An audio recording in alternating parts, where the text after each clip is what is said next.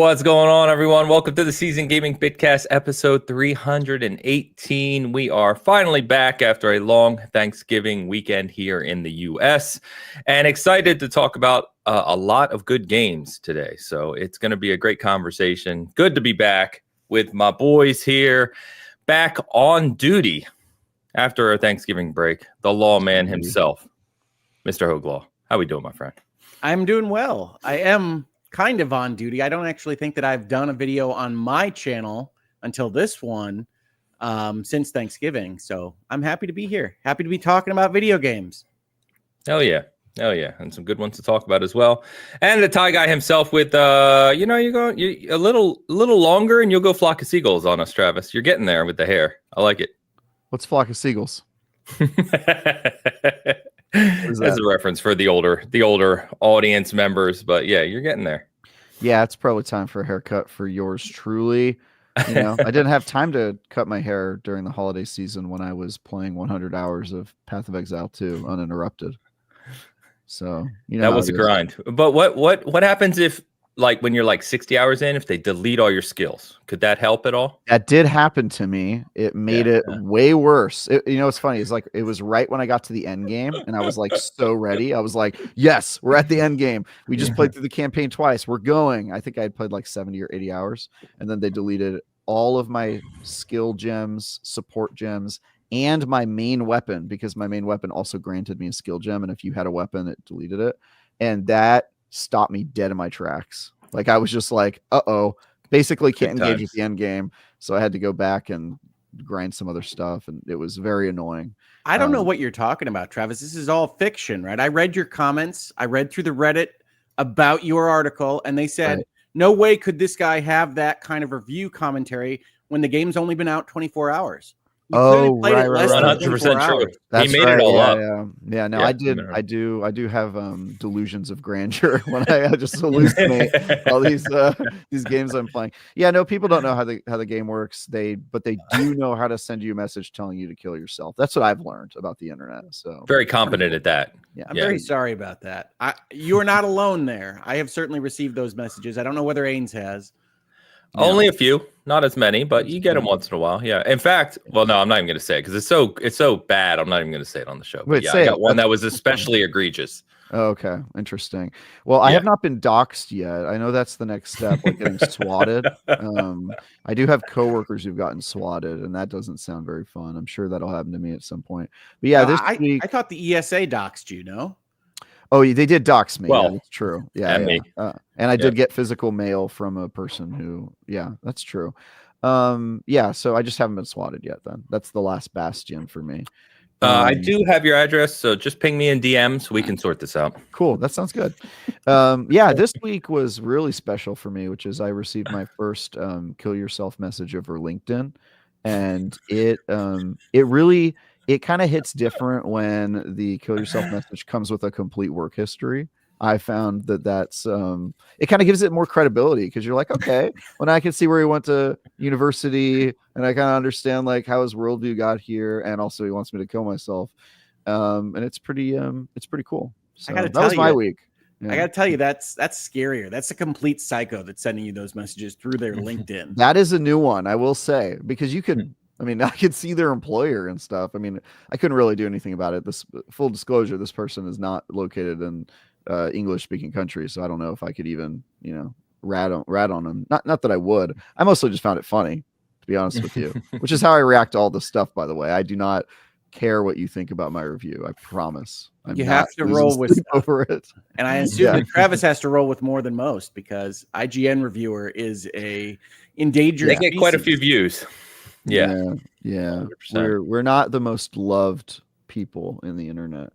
Well, you're not real people. I don't know if you knew that. That's true. I am a vermin, as I've been told. So I will talk about my Path of Exile 2 review during the show, and I will answer many questions and explain the 8, which hopefully the review did, but I'll talk about it here.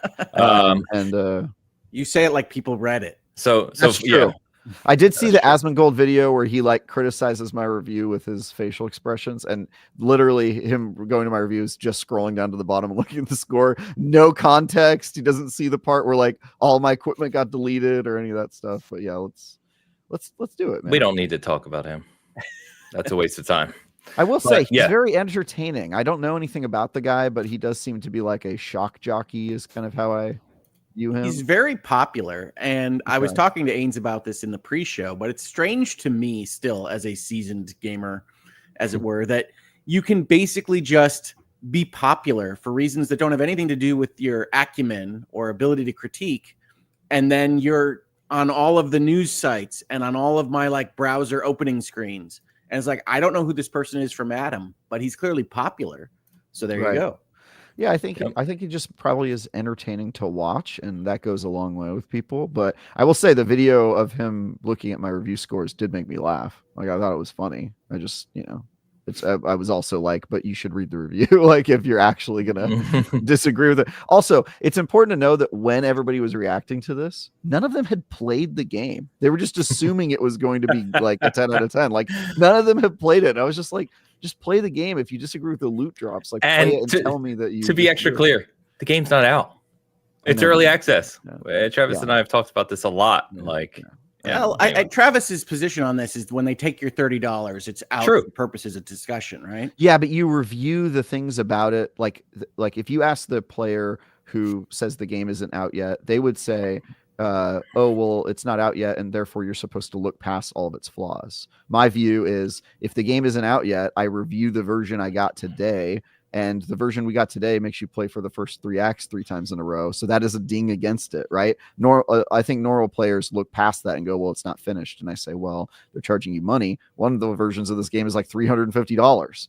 And I think that you should be able to review the version that we got today. Now, if I was pricing it correctly on the store that I was looking at, the prices are matched up as best I can tell with like the amount of points they give you, presumably for microtransactions. I don't have this game yet. It's points and cosmetics. Yeah. I mean, grinding gear, we've talked about this, right? Path of Exile is 100% funded by supporters and buying microtransactions. It's a free to play game, generally speaking. And you can't buy power, which is great, right? You just buy cosmetics, but they have a ton of stuff you can buy, right? That's how they fund the studio. So to launch Path of Exile 2, it's $30 for just a key to play it in early access. But to Travis's point, they also have packages where if you want to get like the cool pet and flashy stuff and a whole bunch of points to spend, you can spend a lot they people and there are people that do. But it's noteworthy that the $30 to get in the door still comes with 300 points. Right, like that. They give you $30 in points when you do that. Yes, you can read it either way. So I haven't gotten this yet. I don't know whether I will. We were talking in the pre-show about whether I should because I don't love early access processes, and I don't love kind of the notion of repeating the game a couple of times. Now, Travis, why do they make you do that? You said 3 times, twice. I don't know how many. So there's 6 acts in the game, and if you would have read my preview, you would have known. Yeah, there's 6 acts in the game, and because. Yeah, because they wanted to focus on the end game more than the campaign, which is probably the smart choice because players really care about the end game. So they, instead of finishing the campaign, they focused on the end game. And so in order to get to the level where you can engage with the end game, they make you play through the first half of the campaign twice in a row. So you beat the campaign, the first half of it, and then when you get to the end dialogue, it just teleports you right back to the beginning of the game and says go again. And then when you go through it the second time, then it puts you into the proper end game because you're now end game level.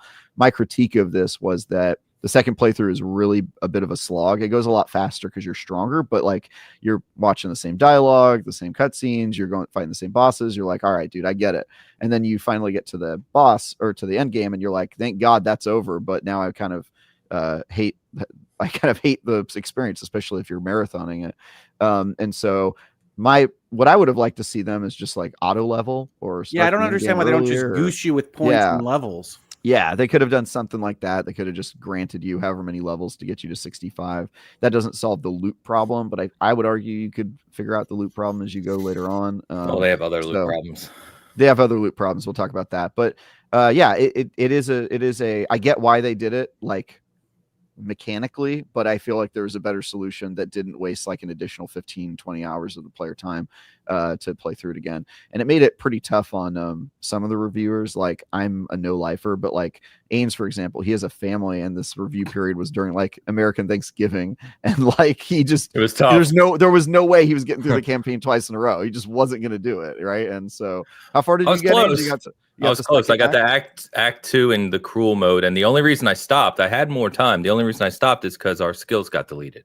Yeah, and I basically told Travis, I was like, it's not worth it for me to rebuild completely again, because I had a sunk cost fallacy. I was like, all right, I'm already 80 hours in. If I don't finish the review now, I have to start a new character when it comes out and then play all of it over. So I was just like, screw it, let's just go in. And so I played like another 30 hours, and I think I ended up at like 110 hours by the time I was done. And I got to experience like maybe 25 hours of the end game, and got pretty far into that. And it's a great game. Like, even in early access with my complaints about it, like, it has an unfinished campaign. It has bugs because they're updating it that probably will screw people over. Like, it deleted my stuff. You'll get to points in the skill tree that are dead ends, where you invested like a skill point in something, and then when you get to the support gems, you're like, ah, shit, they didn't make the support skills for this, so I can't really use it, right? And so you just kind of reach like a dead end in the maze of build crafting, which is really weird. It has all those issues, and yet, even when they deleted all my stuff, I was still like, dude, I love this game. I'm just gonna like regrind it and play it again. And so, despite my critiques of it, like, the combat is super, super good in that game. The build crafting is freaking amazing. Like, it's so nerdy and high involvement that like tickles a very like nerdy Excel spreadsheet part of my brain. Really, really just a cool experience. And so I think an 8 out of 10 is a compliment, considering the state it's in, right, as an unfinished product. And I have no doubt that when it is finished, it's going to be a 9 or even a 10. Like, there's no doubt in my mind about that. It's such a good game as it is today. But yeah, does it have all of the usual like early access jank and kind of like very clearly unfinished product stuff? Yeah. And if you don't like that stuff, you're probably going to bristle at that in this game, because it does have a lot of that. And so if you're not like a super ARPG hardcore person, or somebody who typically likes EA games, early access games, you're probably going to want to wait on this one. And I don't know if that there's a disadvantage of waiting. Like, it's going to be a great game when it comes out. Usually I only get into early access when I think it'll be more expensive later, but if I understand it correctly, it'll be free to play when it comes out, right? Yes. Yeah, it will be. Yeah, it's always been free to play. Yeah. And by the way, we literally somehow transitioned from intro directly into Path of Exile. Sorry about that. We're going. You guys wanted to talk about Path of Exile. I want to hear about Path of Exile. I do. It's great. Yeah. So, Travis or Ains, as a Diablo 4 player, I've played several hundred hours of Diablo 4, really enjoyed that game, but fell off it. What makes Path of Exile 2 different? You've said it's good. But why is it good? So the thing that I think that separates it for me is that the combat is more action than RPG. Like, you're actually doing, when you enter a boss fight in Diablo, I feel like a lot of times you're kind of not changing your strategy. You're maybe moving a little bit more, but you're basically just hitting all the combos you normally do and killing the boss. And this one, it's more like an action game where you have to like learn attack patterns and dodge, and it's got a little bit of like a bullet hell element, and it's a lot more engaging gameplay than Diablo. Like, I've mentioned on this podcast how sometimes I fall asleep during Diablo, and I don't consider that a diss. It's more just like the game is very like meditative and chill. This is not that chill of a game. Like, whether it's the build crafting is significantly less chill. Like, you have to navigate 1,500 nodes on each skill tree, and there's like 5 skill trees to worry about. It's very sweaty, and then the combat is also significantly more sweaty. You're like, biting your nails about like this boss that does an attack where they spin in a circle and shoot lasers everywhere, and if you get hit by it, you're toast, right? Like, there's stuff like that you just have to worry about. And so I find that experience, like, I did not fall asleep during Path of Exile. I think it's much harder to, because it is a much more tense game. And so if you're like me and you really enjoy that, like, from a pure gameplay perspective, I think Path of Exile is more my speed. I played a ton of the original. That game is also more my speed. And this game is such a leap forward for the Path of Exile series. It still is behind the curve in Diablo in some areas, notably its presentation, its music, its visuals are just not as good as a AAA game like Diablo. But in a lot of other ways, it it beats Diablo pretty handily. Certainly in the end game, which right now it's early access, and the end game already feels like it's got a lot of meat on it. So for me, it's mostly gameplay and build crafting. It just is a very different experience and is much more like a Travis experience for me. So Ains, I'm not sure if you kind of have a similar. Yeah, I said when we were just talking before we started that if you think of action RPG, right, Diablo 4 leans into the action, Path of Exile leans into the RPG.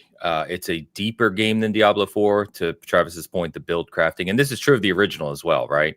The build crafting is has a lot more depth with your skill gems. And in this one, you have skill gems, support gems, buff gems, and then you have charms, and then you obviously have the gigantic passive skill tree. And the beauty of the passive skill tree, because I think it was Alex in the chat saying that they need to fix the skill tree. And I'm like, I don't think you understand what they're going for. And I don't mean that in a sarcastic sense, but the Path of Exile community at its core adores the depth of this game, because what it allows you to do is that you have this gigantic passive skill tree, which can be intimidating, right, to some people who don't get into the depth of these games. I know the first one was.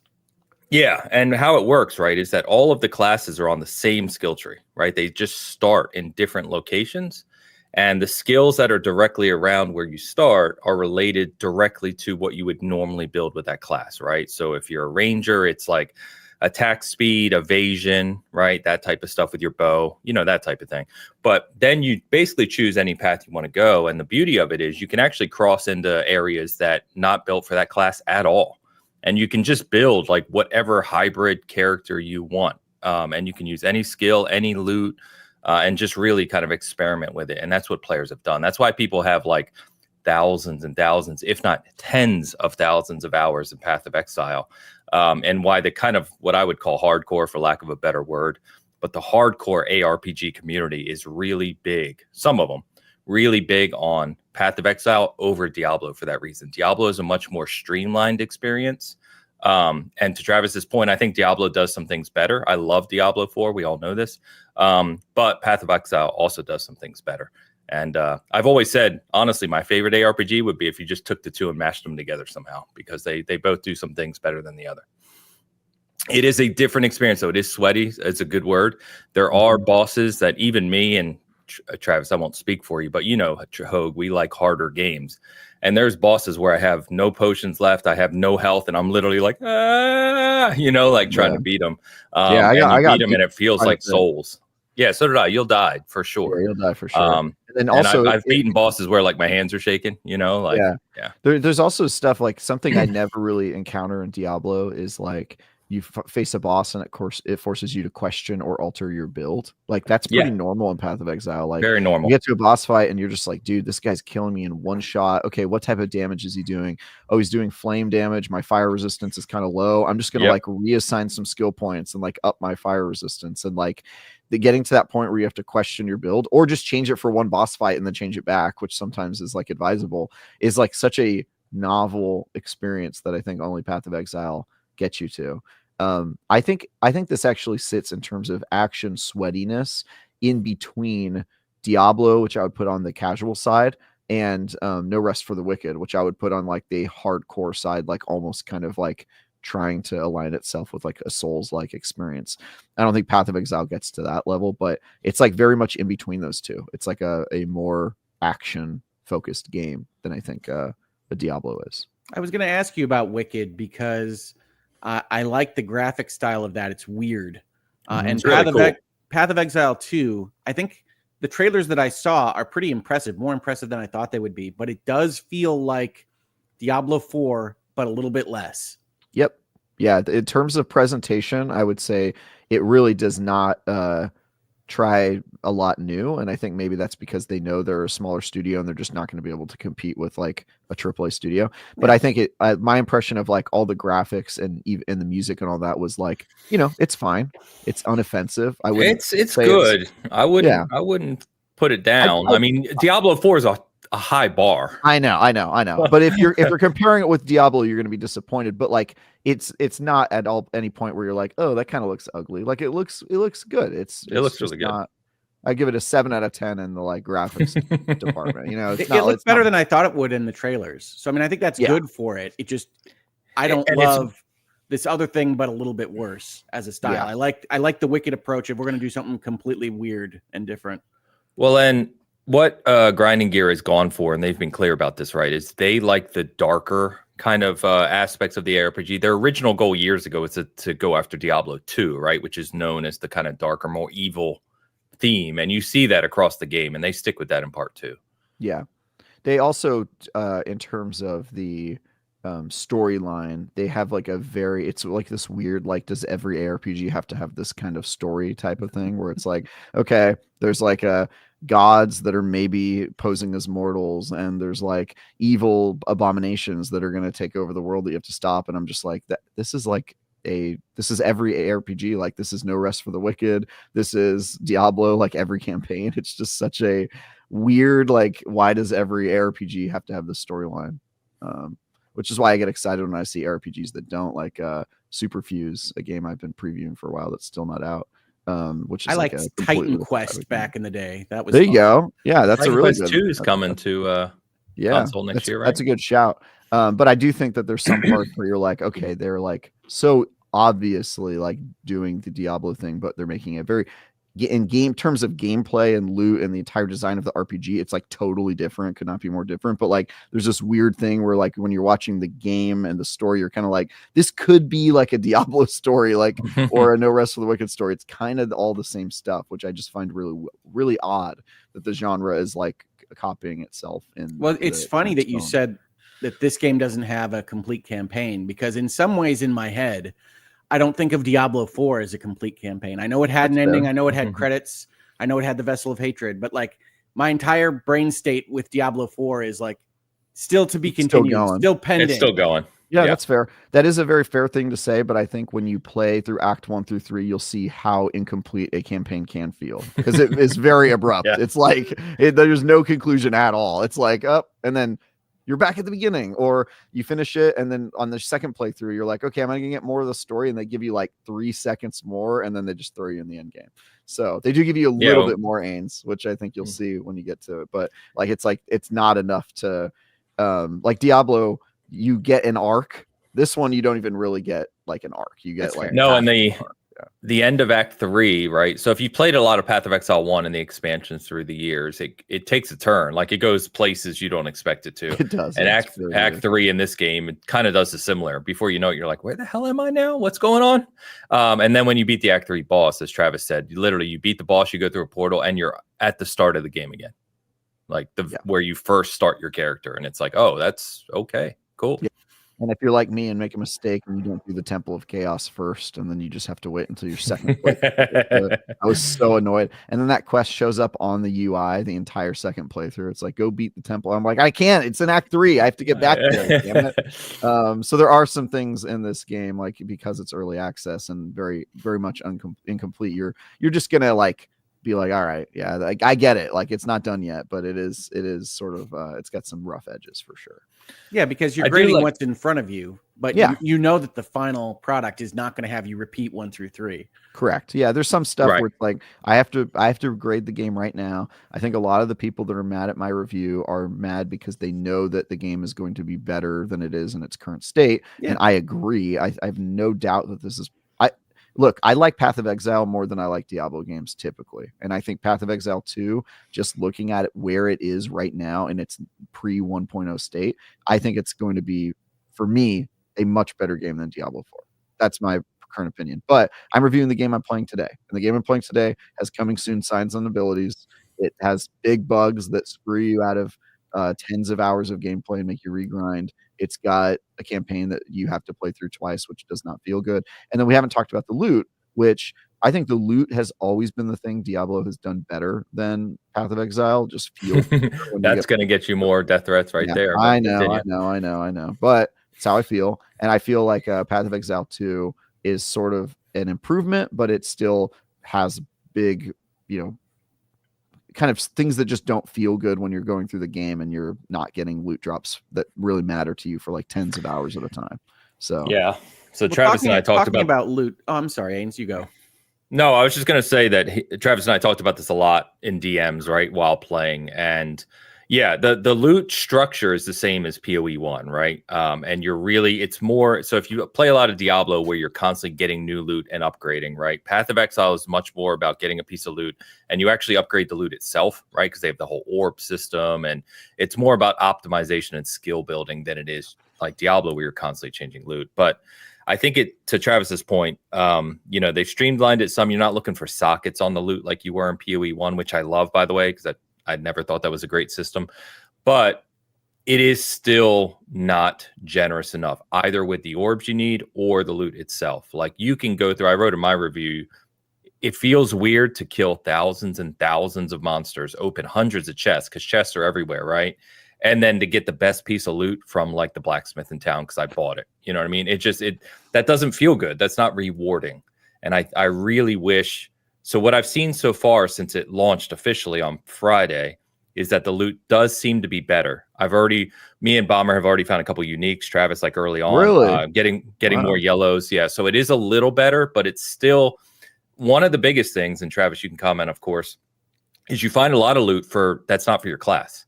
Yeah. And so it's just like, Diablo made that mistake in Diablo 3 when they launched and they quickly realized like people don't want to find loot that they can't use. Yeah. And it's like, why are we still doing this in Path of Exile 2?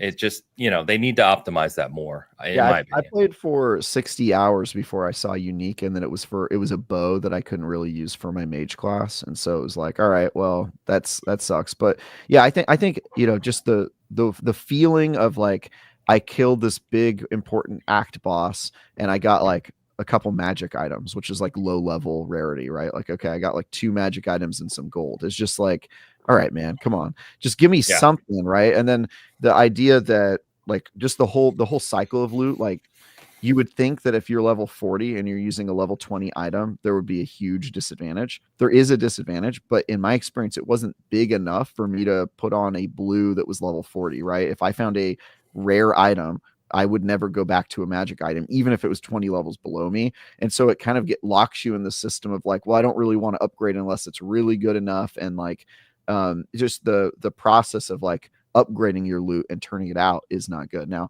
I know that kind of the point of Path of Exile is that if you find a bow on your mage, you can use the bow on your mage, right? Like it's kind of tries to do like a cross progression thing. But like if you look at the stats and the skill trees and what's available to your character, using a bow on your character is not practical in the pre-end game, right? And so as you're grinding, just the whole progression system of getting to end game doesn't really make sense. And I think there's a group of people in Path of Exile that are so hardcore that they'll balk at the idea of you being offended by getting a unique bow on your mage class, because they'll be like, well, there's this crazy build you can do where bows make sense. And I'm like, yeah, but like most people don't play that pre-end game. You're probably not going to want that. The thing I think I may disagree with you on is the skill and support gems. I felt like were pretty generous, and I felt like I was constantly having enough of those to have a couple in my vault. No, I agree with you. Oh, okay. They're even more generous since launch. I have literally tons of my stash right now I can't even use. I thought I heard you say that like you thought the skills were not as friendly. He said something about orbs, but I don't know. No. I guess that's what I thought. The fact that you don't have to pick up loot with sockets on it like you did in PoE1. Oh, yeah. Skill gems into sockets. I never really liked that system. I like it better in Path of Exile. Yeah. I will say the number of loot you find that has sockets in it for not gems. No, they are. No, they're not gems. What are they? I can't remember what they're called. I surely don't know. Sorry, I was typing a comment. I didn't listen. Like the armor and weapons that have a socket in it. What's the item? They still have sockets, but it's more traditional. So now you put in the I can't remember the thing you put in it. That's what I'm forgetting the term for. Anyway, it's not gems. Gems go in your skill tree, your passive tree. But yeah, anyway, the amount of items that you find with those, I feel like is pretty low, at least on my playthrough, playing 100+ hours until you get to the end game. But the problem with that is like, as you're leveling up through the end game or pre-end game, the items with sockets in it are kind of really important because you take those to a dismantling station and then it gives you a resource that helps you improve your loot. manually, and if you don't have access to that, it kind of makes the loot game feel even worse. And Ames is absolutely right. Like, most of the good stuff I got for my build I bought from a vendor. The vendors swap out their inventory every time you level up, and so every time I leveled up, I like ran back to town and was like, yep, any good loot? And that's how I got all my good loot. And then, like, while I was out in the world, I was just getting trash to sell. And so I just feel like I don't understand how it isn't a valid criticism that, like, it should feel better, not just during the end game, because you do get better loot in the high end game, and you also gain more abilities to kind of craft your own loot, which is really cool. But like, you're playing the game for 80 hours and you don't find a single unique you can use for your class or any sort of like powerful item. And that just doesn't feel super good as you're going through the game. I think that's a valid criticism. I get that people, are happy with the end game experience, and the loot game is a lot better there from my experience with it. But I just think overall, like, there's going to be a bunch of players that are not swapping out their loot for like tens of hours at a time, and that probably should not be the case, especially anyway, go ahead. I can complain more about it. Sorry, I didn't mean to interrupt you. No, you're good. No, I was just gonna say, yeah, in my review, I wrote at level 50, I had level 11 gloves on, and level like 14 boots. And it's like, that just shouldn't be the case. It just shouldn't be the case, period. Yeah. So by the way, Silkenit, shout out to Silkenit, said the runes. Runes are the things that go in the runes. sockets Thank you. Yeah. Okay. Now I'm seeing the page in my menu, my stash that I put all my runes in. Yeah. There we go. Cool. Well, and it gets confusing because if you play a lot of Diablo, runes are different in Diablo. I mean, they go in your loot in Diablo 4 now, but they kind of do. Similar. But anyway, no, Travis and I generally see eye to eye. I gave it an 8 as well, so I'm just lucky that we don't have the same audience of death threats. I'll send any death threats your way, Travis, so you can deal with those. To be clear, I did not get death threats on this one. Death threats for me are pretty rare, and there's a whole process for them at IGN because it's unfortunately not an unusual circumstance. What I'm receiving is unfriendly advice to kill myself, which is different, but kind of on the same vibe. So be clear. All right. Yeah, no, he's right. Kill yourself and death threats are different categories of message. One is more severe. One is a guy just, hoping that you'll do his work for them, but they're different. Yeah. Naturally, Travis, in the comments now, we get that 8 is generous. So you can't win.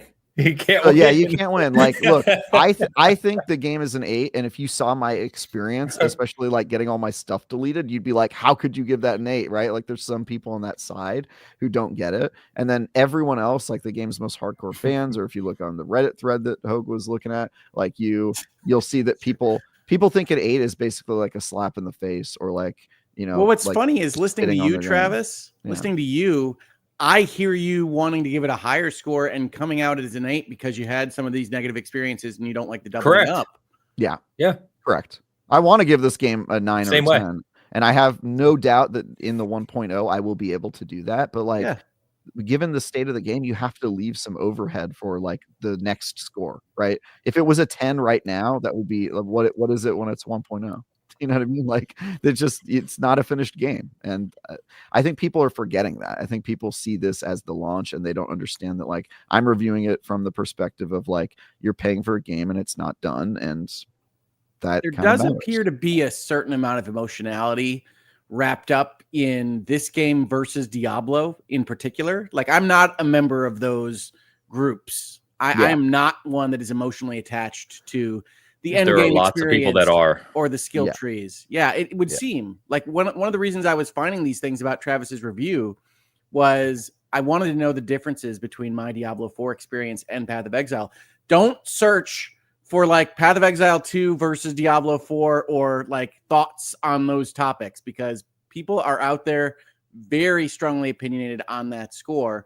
And I'm glad I can have these conversations with you and Travis and you, Ains, but not everybody can. And so an 8 looks like you're overselling in some ways, and it looks like you are underselling like the war against Diablo 4. Yeah. So that there is a type to that where there's like people jockeying for these two games. There's some people that really like Diablo and really love Path of Exile. I find myself in the very strange position of loving both of these games, but not really comparing them in my mind because they are so fundamentally different, even though they borrow a lot from each other. Like, I go to Diablo for a very different experience than Path of Exile. I go to Diablo because it's like very streamlined and easy, and it doesn't tickle that Excel spreadsheet part of my brain as much. It can a little bit, right? And the end game is a very different like almost hypnotic experience of like, oh, well, I'm just going to run these like, nightmare dungeons and like do this thing. And like, it's comfort food. Path of Exile I go to for like a more involved experience. And it kind of speaks to an entire different part of my gaming personality.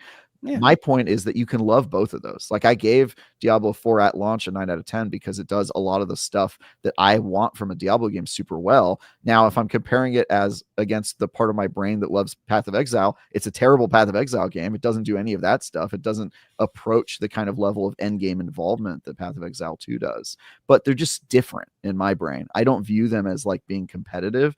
And I don't think people understand that review scores are not always comparative in that way. Like when I give Diablo a 9, I'm not looking at other scores and going like, well, what else is a 9? I'm reading the description of what a 9 means and seeing if that fits that description for me. And I think Diablo 4 is an amazing game. It was also a finished game at launch. It did not do early access.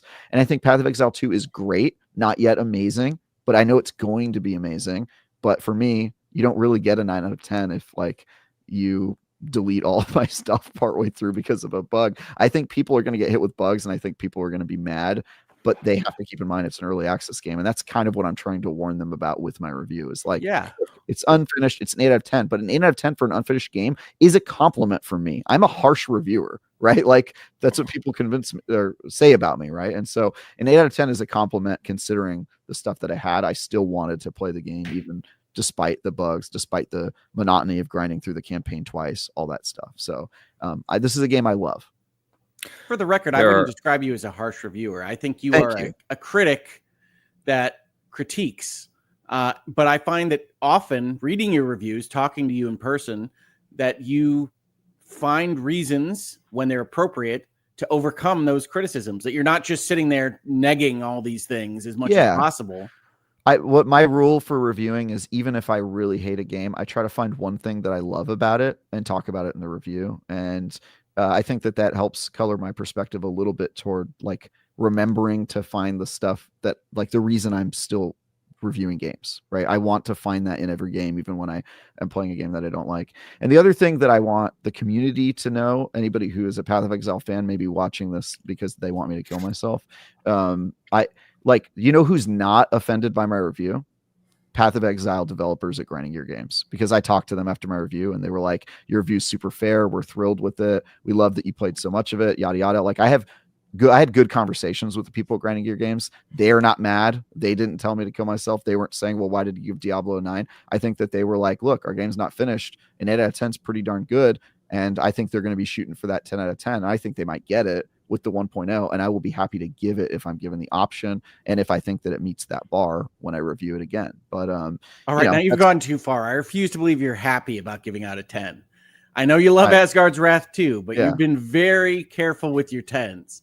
I have only given 1 10 at IGN. I'm not saying that it's a sure thing. They would really have to do a lot. People know my bar for a 10 is it has to fundamentally drive the industry forward in some significant way. That is a very hard bar to meet, especially for a sequel of an ARPG. But I see a version of Path of Exile 2 that could meet that bar. And if it gets there, I will be happy to give it. But I'm not going to play with like soft gloves just because I want the game to succeed. I am always rooting for games, but when I put my reviewer hat on, I enter the mode of like, all right, well, does it meet that bar? Do I feel like it's actually there? So I hope it is. I'm rooting for it though. I really love this game and I love the team that's making it. And I have nothing to say about the community that is a part of it because there's a couple things there. So to Hoag's earlier point, well, like 10 minutes ago now, but to his earlier point, Path of Exile 2, the community behind Path of Exile began as an anti-Diablo community. It was for people who were disappointed with the direction that Diablo went with Diablo 3,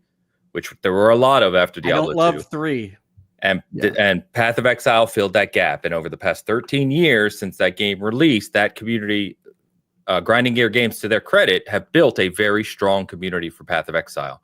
But there's a lot of that community. I won't say a lot. There's a subsection of that community, right? There's some percentage that really do kind of take it to the negative level of, because I'm a Path of Exile fan, I have to hate Diablo. And that's really stupid, right? They're both great games and you can love them both. And to Travis's point, they're very different games. And I love them for the same reasons Travis said. I've played both of them for thousands of hours. I adore them, but they're very different. And that's what we were cautioning you against before the show, Hogue, is like, I'm not sure if this is the type of loot-based ARPG for you based on what we know about you, but it'd be cool if you did get into it, right? But I also agree. Give it a try. I might well give it a try, but I do think just hearing your descriptions, and video games art is subjective and it's a taste thing. It's just like food, right? You can have a really great burger, you can have a really great pizza. Those are different tastes, and it's kind of hard to compare those things. Yeah, it sounds to me like I do prefer the more meditative, streamlined approach in Diablo 4, and then you combine that with what I consider to be pretty much top of class kind of graphical presentation.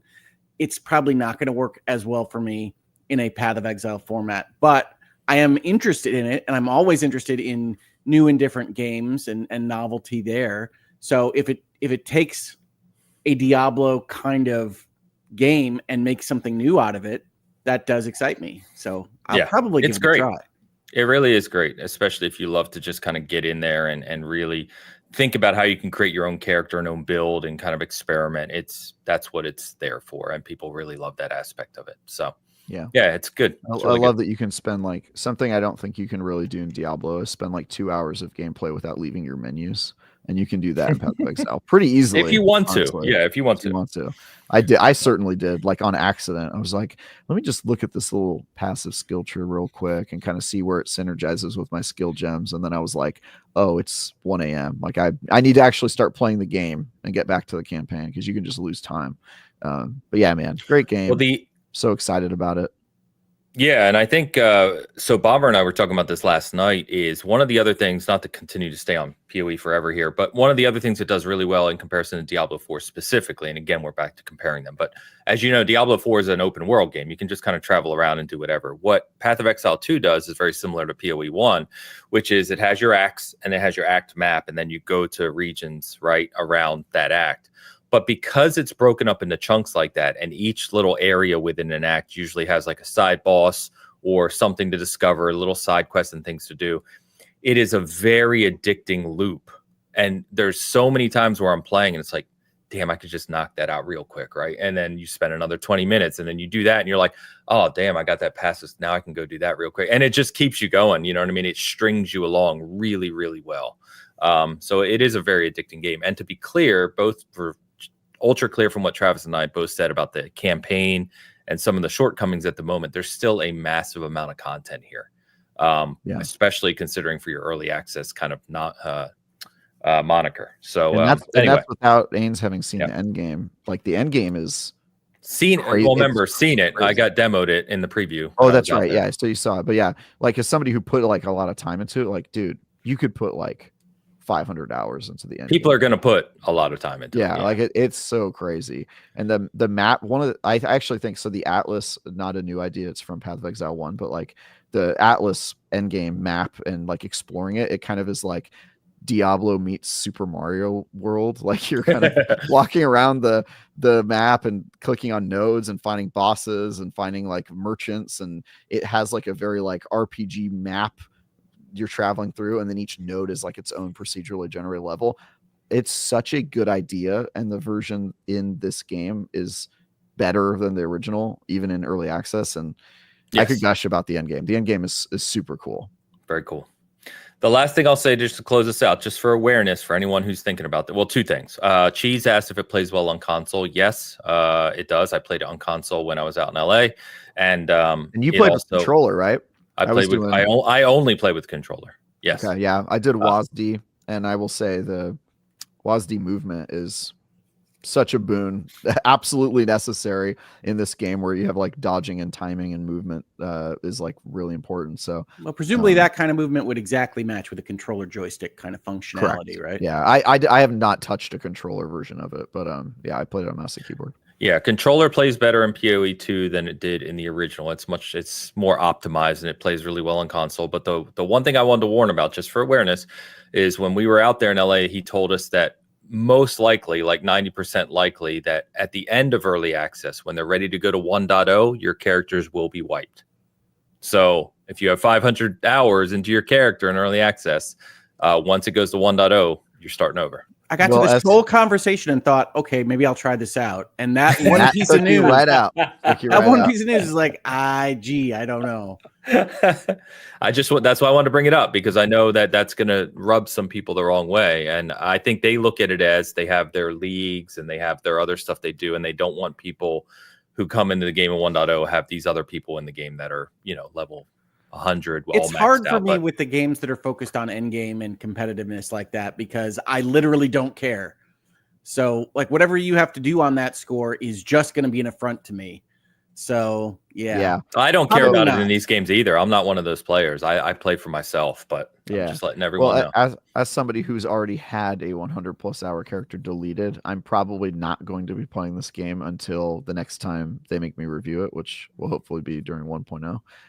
So I'm excited to play it again and see what changed. But yeah, I'm not gonna sink too much time into this after. Now they could change their mind. They could. That's when we were sitting there with them in LA. That's what he said. So I don't think they will. I don't think they will either. But the last thing, sorry, so much stuff on this. So I saw Playa mention that it's hard to find a name. So the way the game works is that your character name is unique on the server. And so when you go on, someone could be named Hogue right now, and you would type in Hogue and it wouldn't be available. Someone already has it. So just be aware when you sign. Use it well. I'm gonna go on and create a Hogue character right now. Your dad is playing as Hogue, and so you're gonna have to choose a different name. Maybe Hogue Jr. Yeah. But just because I saw a Bomber was signed, he's like, it keeps saying a name's taken, and I had to explain it's because it's server based, and so everything they do from the guilds to the connections with others is based on your player name in the game, not like a gamer tag, right, or PSN ID. It's your character name. So cool. Well, hell, we opened the show with a lot of Path of Exile too. I would say that if anyone has any questions, obviously you can hit me and Travis up. Between the two of us, we could probably answer anything that you have. You can hit me up too, but I can't answer anything. It's up to you. So 46 minutes in, let's do the intro. Yeah. All right. So we're going to be talking about Path of Exile today. As well. But we got to get to Indy, man. We got to get to Indy. We got to get to some other games as well. We're going to be talking about Ubisoft. Hazelight's next game leaking. That's the It Takes Two developer. We had some stuff from the PC gaming show we're going to talk about as well. Before we do all that, let's get caught up on Super Chats. Let's get caught up on a couple other things. So Googleman kicking us off before we started a very long time ago with the $10 super chat, €10 super chat, excuse me. Googleman81, €10. He writes, started playing Redoubt Enhanced Edition. It's pretty much Wipeout, but red. Is it Redoubt or is it Redoubt? It's not Redoubt. Oh, okay. I don't know why that struck me so funny. I was like, what is Redoubt? Right, let me start over. Started playing Redoubt. Got it. Nailed it. Enhanced Edition. It's pretty much Wipeout, but red. Alas, the color doesn't prominently feature in the game. It's fast, though. For the record, a Redoubt is like a fort, right? Yes. It's like part of a castle. I thought that's what that word was, game is. But now that I'm reading it again, that just says Redoubt. So it's missing of all important B, I believe. But yeah, there we go. I'm not positive, and this certainly isn't Googleman's fault, but I think that O might be capitalized in the official. Okay, that would have certainly helped with the pronunciation. I appreciate it was this way just for the comment alone. So that was very good. Absolutely. That's cool though. Yeah, I do remember this one, right? It was going for that Wipeout vibe. So I hope it's good. That's cool. Wipeout's cool. Googleman. Yeah, Wipeout was so big at one point. What happened to sci-fi racing? So many options, now none. Sci-fi racing is cool. Come on, developers. Yeah. Speaking of which, did you see there was a trailer for Tokyo Extreme Racer this week that came out? Yeah. I was like, I haven't heard that name in a long time. Anyway, Googleman, thank you very much. Shout out to the legendary Vintage Willow for gifting 5 SG memberships right at the top of the show. Vintage, thank you as always for your generosity. Ladays offers $2 to write. Have any of you played Mouthwashing? I have. Highly rec. I have played it. It is an indie narrative game. I won't go more into what it's about exactly, except that you're kind of on a spacecraft. That's it. You're Noise. kind of on a spacecraft. It's an indie narrative. It's about characters. It's about discontentedness with your job. It's about a whole bunch of other things. But it is dark. And It's a horror game. Well, it is Thriller? a game that wants to go into the mental aspects of someone going through some issues. Yes. Yeah, it's Okay. horror in the same. It's like I have no mouth and I must scream type of like weirdness, right? Interesting. Harlan Ellison, I would say, had more interesting thoughts on these topics, but this game has resonated with a lot of folks. Not me so much, but with a lot of folks. So Okay. check it out. It's like $10. I have not Yeah, I'll played take a it, look. but I've seen that it's like doing incredibly well on Steam. It's got like crazy popular reviews. So as it turns out, just using an insane name for your game can work if you can punch through the findability problem. Yeah, I had no idea what we were talking about here. Added benefit, it also reminds me to keep up with my oral hygiene. Yes, indeed. The name does have a meaning. Yeah. Sure. I'm really excited for the sequel, Listerine. Getting so specific. Days, thank you very much. I will actually take a look at that. Appreciate it. Random names in the house. Random_name offers $4.99 and writes, great to be watching the best podcast live. Indiana Jones is in my list, board game of the year, but Metaphor still beats it. Now there are good Indiana Jones board games. Okay, so I read that one correctly, but you read it right. I think it's game of the year, right? I was like, wait, what? Okay. The silence was making me think maybe I had another brain lapse. I'm not. No. Sure. Okay. No. Okay. There are good Indiana Jones board games, but I do not think that is the intended reference. Yes. Which one? That's cool.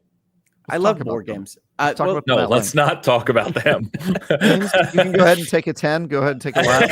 Hogan and I are going to talk about Indiana Jones board games. Random name. Thank you, my friend. By the way, a bunch in chat asking me about Tokyo Extreme Racer. Yeah, I'm dead serious. Just go on YouTube, look it up. There is a new Tokyo Extreme Racer coming. Yes.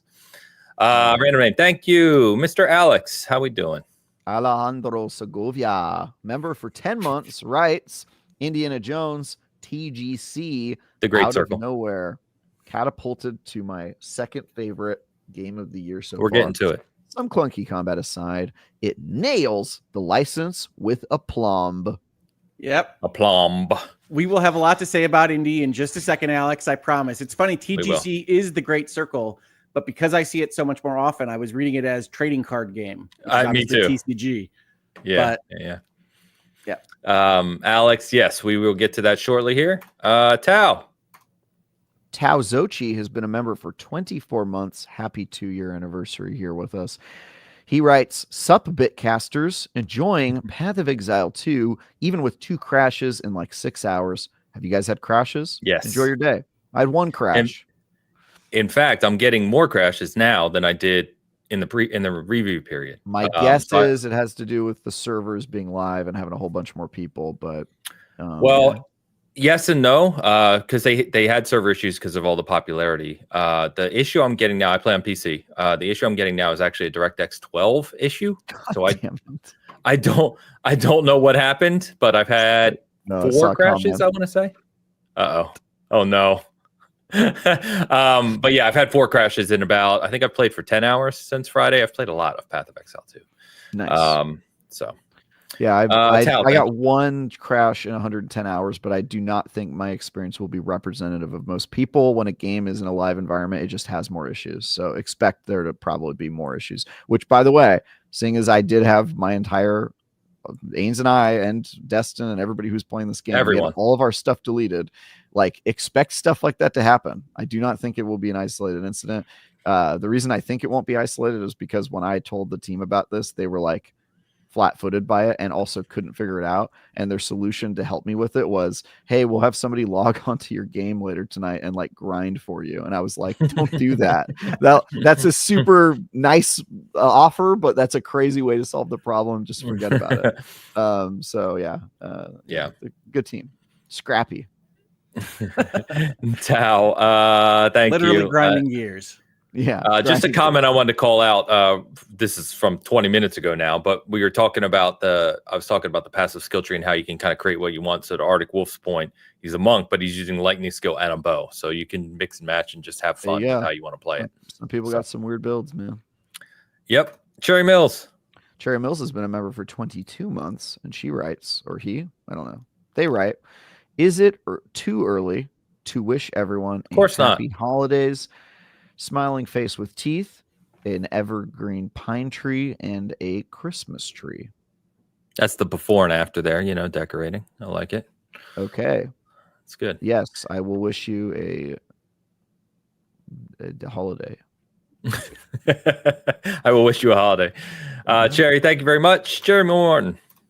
Jeremy Morton gives me $9.99 to confer replay crew, but I wanted to say thanks for the case/rise of the Golden Idol recommendation. The first's art had me put off in the past. Makes sense. It sounds like Larry Ellison's a fellow Michigan fan now. That's what I hear. I don't understand no idea so what much that's about this, but I do me neither. I do like the case for the Golden Idol. Jeremy, thank you for the super chat. Yes, the Golden Idol series is fantastic. I love it very, very much.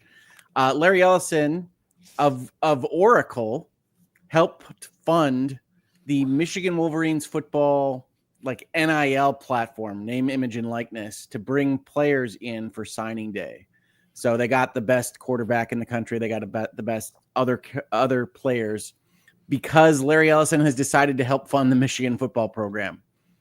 Oh, okay. I will say I do see a lot of Michigan M's now that I know what that looks like. Thanks to you, Hogue.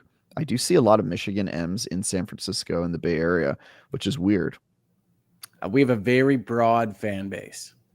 Okay. Jeremy, thank you for the super chat. And of course, the best super chat so far from Like a Build. Like a Build gives me €2 and writes like a build, like a build, like a build, like a build, like a build, which is a hit song coming to iTunes, Spotify, and my OnlyFans. And Google. And you can find the remix as a short on the SG channel as well. Travis tried out for Wicked, but they just said no, we're good. No. Thank you, whoever you are. I like it. Appreciate you. And then, of course, we have Tides picks this week, which will lead us into Indiana Jones. Nice. I must say, I love my look this week. I like how non-threatening my boulder looks. That thing is definitely just sitting there. It's not rolling at all. It's the first thing I noticed, Hogue, when I looked at this. I was like, so me and Travis are really running from a boulder, and you're just running because there's a rock nearby. I actually don't think you're running from a boulder, Ains. It looks to me like you're playing a very different video game where you're carrying boulders around on your back. That's fine too. You're kind of like, it doesn't look like you're running. It looks like you're maybe a Wreck-It Ralph type character playing some sort of concrete stone smashing game. I'm definitely running, or maybe trying to hide from it. I don't know. I'm crouching, trying to hide from the boulder, outsmart it. There he is. That's me. And then Rogue is just running away from a rock. I'm LARPing. I just want to be part of the group. Yeah. By the way, am I seeing things? I don't want to lean all the way into the screen. Are my arms and fists extremely hairy, or is that some sort of weird AI thing? I don't. You're hairy. It looks like you might have veins. I don't see. Okay, we'll go with veins instead. But that works. You do look very angry. That's fine. That's normal. Angry. Yeah. AI is the smiling face in the map. It's like two eyes and a mouth. Oh yeah. I see it. Yeah, I see it. What are you guys hallucinating? I don't see it. Yeah. I think the AI might have been hallucinating, but that's fair. That's good. It's good, Todd. Thank you very much. Those are great. Yeah. All right. So Ains looks like the guy that Indy fights under the plane. True. So he looks like that in real life. Yeah, that's not too dissimilar, to be honest. But yeah, we're gonna get into it. Before we do that, a couple things I didn't get to announce at the top. Right, I'm giving away a copy of of Indiana Jones Deluxe Edition today. So for those waiting to play it tomorrow, you can play it a little bit early if you already have Game Pass. It is a Deluxe Edition, meaning that you get the bonus, you get the DLC that's coming out for it later, you get the extra outfits, and of course you can play it right now, and it is Xbox and PC. You can play it wherever, right? It's a deluxe edition of the game or deluxe edition upgrade, because you said you have to have Game Pass. The whole game, $100 code. Yeah. Nice. So you don't need Game Pass. No. So anyone can enter. We're going to do that here shortly. Just bear with me. We're going to get to Indy. Of course, I would appreciate for Hogue. And I, of course, if you haven't liked the stream yet or shared it out, please do. But let's go ahead and talk about Indy, boys, because I'll tell you what, this game, I was excited about it. We've talked about it a lot leading up to this. I think I was maybe of the three of us the most excited for it, just based on what I saw. I think we've talked about Machine Games being a strong developer, right, and doing good things with Wolfenstein in the past. I know lots of people. No, they're Nazis.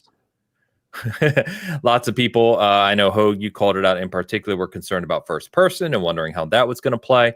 But I'll tell you what. Oh, and Troy Baker, whether or not he could pull off Indy, right, which we joked about in the past as well. I will say, I'll get us started by just saying I'm about maybe 5 hours in. I'm still pretty early. But I will say so far, I have adored this game. It puts a smile on my face playing it.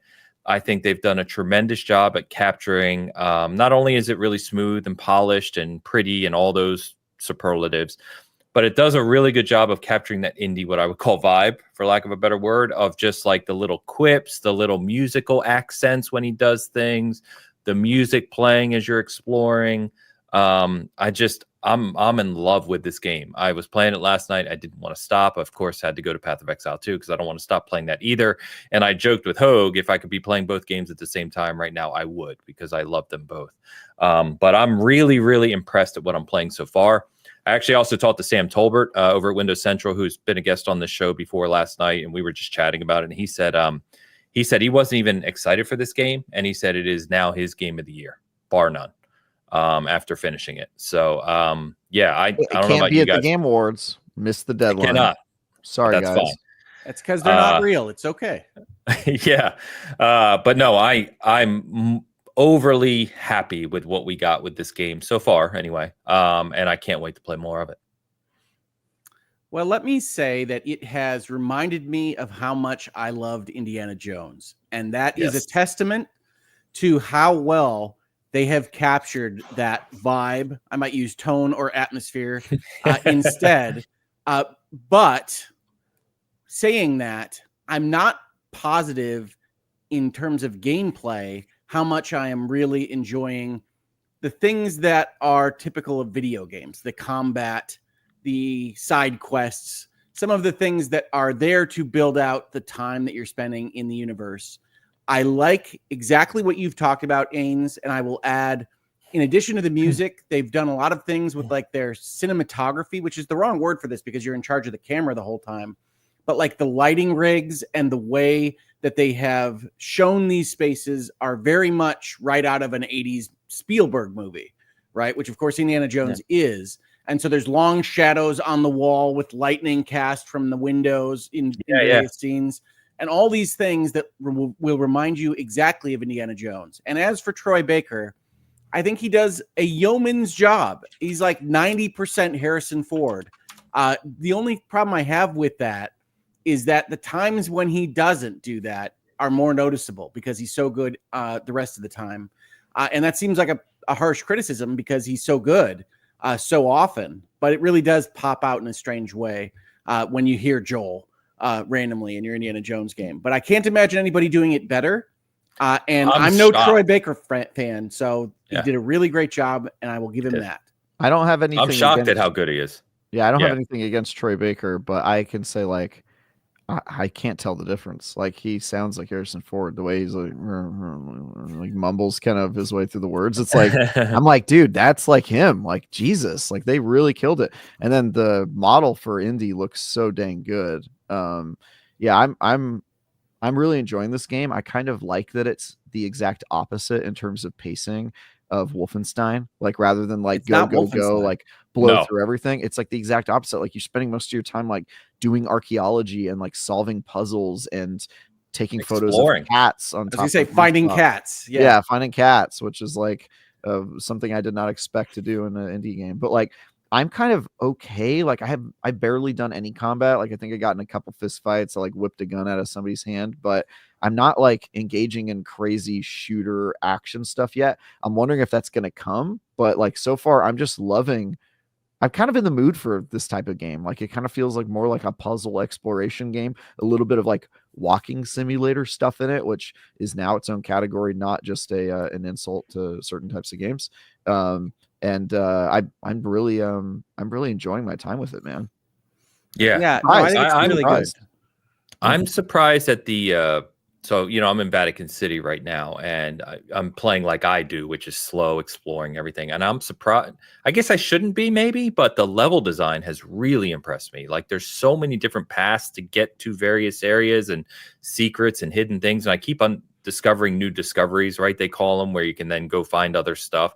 I spent over 2 hours last night just doing a little side quest, which was, I don't know, I really enjoyed it. You know what I mean? You're like finding a tomb and then you're doing this other stuff. And I'm just I like taking man, pictures of stuff. I don't know. When that little crazy. picture icon pops up, I'm like, let's take a photo of this. Dude, I don't even have that yet. See if That's we can how get some slow I'm adventure playing. points. What the? You don't have the camera? That's like at the beginning of the game. Nope. Because I literally just went and started exploring everything off the side. I put the main quest right on the back burner. Man, Bruv. to watch a stream of you playing, I can't even imagine. The camera is like the very first thing you do. I snuck This into a explains place. why you don't finish games. This is it. I snuck into a place last night, and there's 2 brochures that are like specials of things you can do around Vatican City, but it wouldn't let me pick them up because it says you don't have the camera yet. Yeah, well, you're right there. Yeah, those 2 brochures are where you get the camera. Yep. Probably in the quest, the main line or whatever, but I'm not on that. You can skip all the mainline stuff you want, Ains. It's fine. I think if I have a problem with it is that they have built up these spaces to be kind of linear open in a way that's really cool, like Vatican City, and I would imagine other regions as you go further in the game. But the side quests to me are not as interesting. And I shouldn't say side quests because they do have kind of side quest missions that have characters and cinematics that they call field work. The ones that I'm talking about are, I think they label them as mysteries, which is the find the cat and take pictures of it and that kind of thing, that are clearly just not terribly insightful or they're just a little compelling. extras. Yeah, I like them, man. I'm probably enjoying the side quests more than like the main mystery right now. I don't know why. There's just something about this game where I'm like, oh yeah, I kind of do want to take photos of these cats. Like I want to, and even after you complete the quest, I'm like, well, did I find all the cats? Because I want to get some of those extra adventure points, if you take photos of the additional ones. So I don't know, man. I don't know what it is. I will say it's very gamified, right? I do want to talk about the adventure points just a bit because you get points for helping people, you get points for taking pictures, you get points for all these various things, and then you use those points to read books. Like there's some disconnect between the gameplay systems there from a kind of lore basis. It's gamified. That's fine. A lot of games are gamified, but I can't understand why taking pictures of cats allow me to read a book. I can. Great. Help me out, Trav. So when you go on adventures, it really opens your mind to new ideas, right? Whether that adventure be solving a mystery of a long lost civilization or finding somebody's lost cat, that your brain is more kind of open to new ideas and new information once you have experienced the world through your own kind of perspective. That's my view on what's really going on in Indiana Jones's progression system. It's not the biggest deal in the world. I'm glad that there is progress. I'm glad that there's a reason to do these things. But like the other kind of open systems interlocking with each other games that I've played this year, like Rebirth, like Infinite Wealth, I do prefer it when there is a kind of some logic to why these things impact these other things. And I think this was just, no, it's fine. They want to do the side quest, let them do the side quest. They earn this currency to do this other thing. It's fine. And to some extent, I'm okay with that. But it does strike me as weird that adventure points are this big kind of catch-all for all these other different things that you can do, from opening labyrinths and figuring out things like Indiana Jones to taking pictures of cats. So I think that's a minor criticism of the game. I think overall it is a tremendous Indiana Jones experience. It will make you feel like Indiana Jones. They've gotten all the little John Williams cues, as you suggested, Ains. It sounds like Indiana Jones or the Goonies or anything else that he did in the 80s with that kind of mystery, wonder, and awe. We're getting a lot of that lately. We are. Love it. I love it. This Skeleton one is actually Crew, Indiana Jones, pretty crazy. Yes, Skeleton Crew. Well, don't take us to Star Wars. I see what you're doing. We don't have to talk about Skeleton Crew right now. Do you like it, Hogue? But no, stop. Hogue, keep going. But we can go back to Indiana Jones. And I do think that there's a Star Wars discussion to be had here, because I think that this game has a lot in common with Star Wars Outlaws in the way it's structured and the problems that it has. Right? Like the combat in Star Wars Outlaws is where people got mad. The stealth is where people got mad. I don't think the stealth in this game is very strong. I think they went for naturalistic indicators. So like his hand raises when you can knock someone out and these various other things.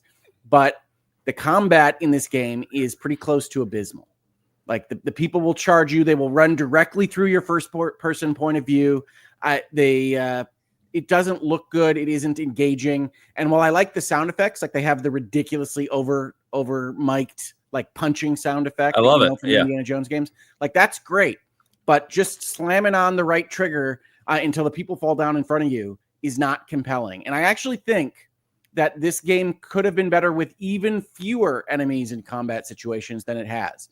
And it doesn't have a ton. This is not Wolfenstein, right? But I think that the combat really lets this game down, and everything that you're doing when you aren't fighting these guys is better than fighting the guys. Yeah, I don't mind it. I think then again, the way I'm playing. You haven't played anything yet. Yeah, in the 5 hours, I've fought like 3 dudes, just because my entire thing, I've gone through the whole Vatican City now, and I haven't been discovered. You know what I mean? Like I sneak everywhere. So, yeah. In 5 hours, you fought like 3 dudes. It's yeah, in and out of the game. Dude, I was playing Saturday night. That's what you do. Yeah, it's good times. I don't know what to tell you about your play style, Ains. I Dude, do know it is unhinged. That's pretty crazy, Ains. Five it's not unhinged. When you said fun. 5 hours, I was like, I've completed multiple side quests, mysteries. It's fun. I do want to talk about one thing that we have thought about behind the scenes, Ains. Because I think when you're put this out there, reputation of you is going to go down. When you're talking about the college, when you're talking about Vatican City, these are 2 levels that take place after a first level that I think is amazing, absolute waste of our time. And that is a level that recreates the opening scene plus extra boring filler of one of the best movies ever, Raiders of the Lost Ark, and it doesn't add anything to this game and seems so obviously to me to be a proof of concept that was worked on at Machine to show, hey, can we make this feel like Indiana Jones? And then they just kept it in the game. It does nothing. It serves no purpose. It doesn't involve any of the systems that you're going to learn about when you get into the real levels of the game. And it just wastes your time to make something that looks worse than you remember it from one of the best movies ever. I don't really know where to begin with this. So in all seriousness, we were talking yesterday about this and joking about it. So for me, when I played it, and yes, to Hogue's point, the opening 10, 15 minutes, depending on how fast you just run through, right, is you play through the famous opening scene from Raiders of the Lost Ark, where you, with your couple explorers, you go into the cave, you get the idol, you run. Go through a couple traps, right? For me, when I was playing that, I'm not joking, I was smiling ear to ear the whole time. Because I think what it did for me is the fact that we grew up, well, maybe not Travis, but if you're a kid of the 80s, right, that scene, that opening to Raiders is iconic. You know what I mean? It's what we grew up with. And I get your point. VHS. I get your point of like, yeah, maybe the game doesn't do it as well as the movie, but I don't think that's the point. You're getting to manually play as Indy through one of the favorite scenes of movies ever. And I thought that the way they at least tried to replicate one-to-one the scenes with the trap and the guy and the swinging and the running, right, was so cool to me. I absolutely adore that opening. And then, obviously it then flows into the waking up and doing the main game. But yeah, I loved it. I loved it. Right. That's when the game actually starts after that. But no, to me, I watch some of these channels, right? Whether it's Best of the Worst or Riff Tracks or that comment on these old or bad movies. And one of the things that always kind of combines these movies in my mind is that the directors add in all this filler. You'll watch the car actually leave the driveway and go out into the street or what have you. And this version of Peru is the same as the version you remember, with worse graphics and all these long sequences where you're walking through areas that were cut for time, if you will, to make the sequence engaging. So you're just playing a more boring, worse looking version of something that you know better. So here's my thoughts on this. And I'm probably in between you two, because I don't have the same, like, I love Indiana Jones, but like the scene is not like holy to me. But I will say the one thing about it that I thought was useful is that everyone who is playing this game knows exactly what happens in that scene. And so if you're trying to tutorialize players, it's super easy to do that when they know exactly what is supposed to happen at every stage. And so I found it as wasn't like beaming with joy playing this part, but I thought it was very clever that they taught you how to play the game by showing you something you already knew how to do, and then showing you what buttons to press to get through that. And then by the end of that sequence, you're like, okay, I know how to play this game now, because without any like on-screen help, because I know exactly what I'm supposed to do. I know the part where he swaps the head. I know the part where he's pressing stones with the staff. I know the part where he's using the whip to crit across the gap. And so it teaches you each of those parts, and it barely even has to train you to do it because you know that scene already. And so that was the part that I thought was actually useful about it. But I wasn't like, oh my God, it's so great. I get to play through this scene I love. Because you didn't grow up with it. Sit down, Junior. I did grow up with it. It was already in the same way I grew up with Star Wars. Like I grew up with Star Wars, but that came out 20 years before I was alive. So yeah. All right. So we're going to put a poll up on the SG side, and really what we're trying to get to the bottom to is, do you like, or is the intro to the Great Circle amazing, or is Hogue insane? It's one of those two things. I think we can now get to the Hogue bottom gets of it. to learn about these the way that these polls are constructed. Well, we'll get to the bottom of it. If Ains only offers I'm wrong, well, I'm going to have some issues with that poll.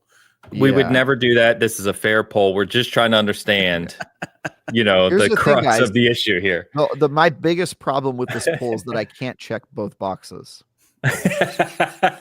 I really think it's a waste of time. I really think it should have been cut. It's an easy cut. It doesn't influence the rest of the game at all. Well, it does. And it does mean you have to find a new way to get a tutorial. I don't think it tutorializes much at all. And it certainly doesn't tutorialize the stuff that's important, which is the journal and the maps and mystery system and everything else that's going on with understanding how the levels work. So it's press X to do something, but it's like almost nothing that's important in the game.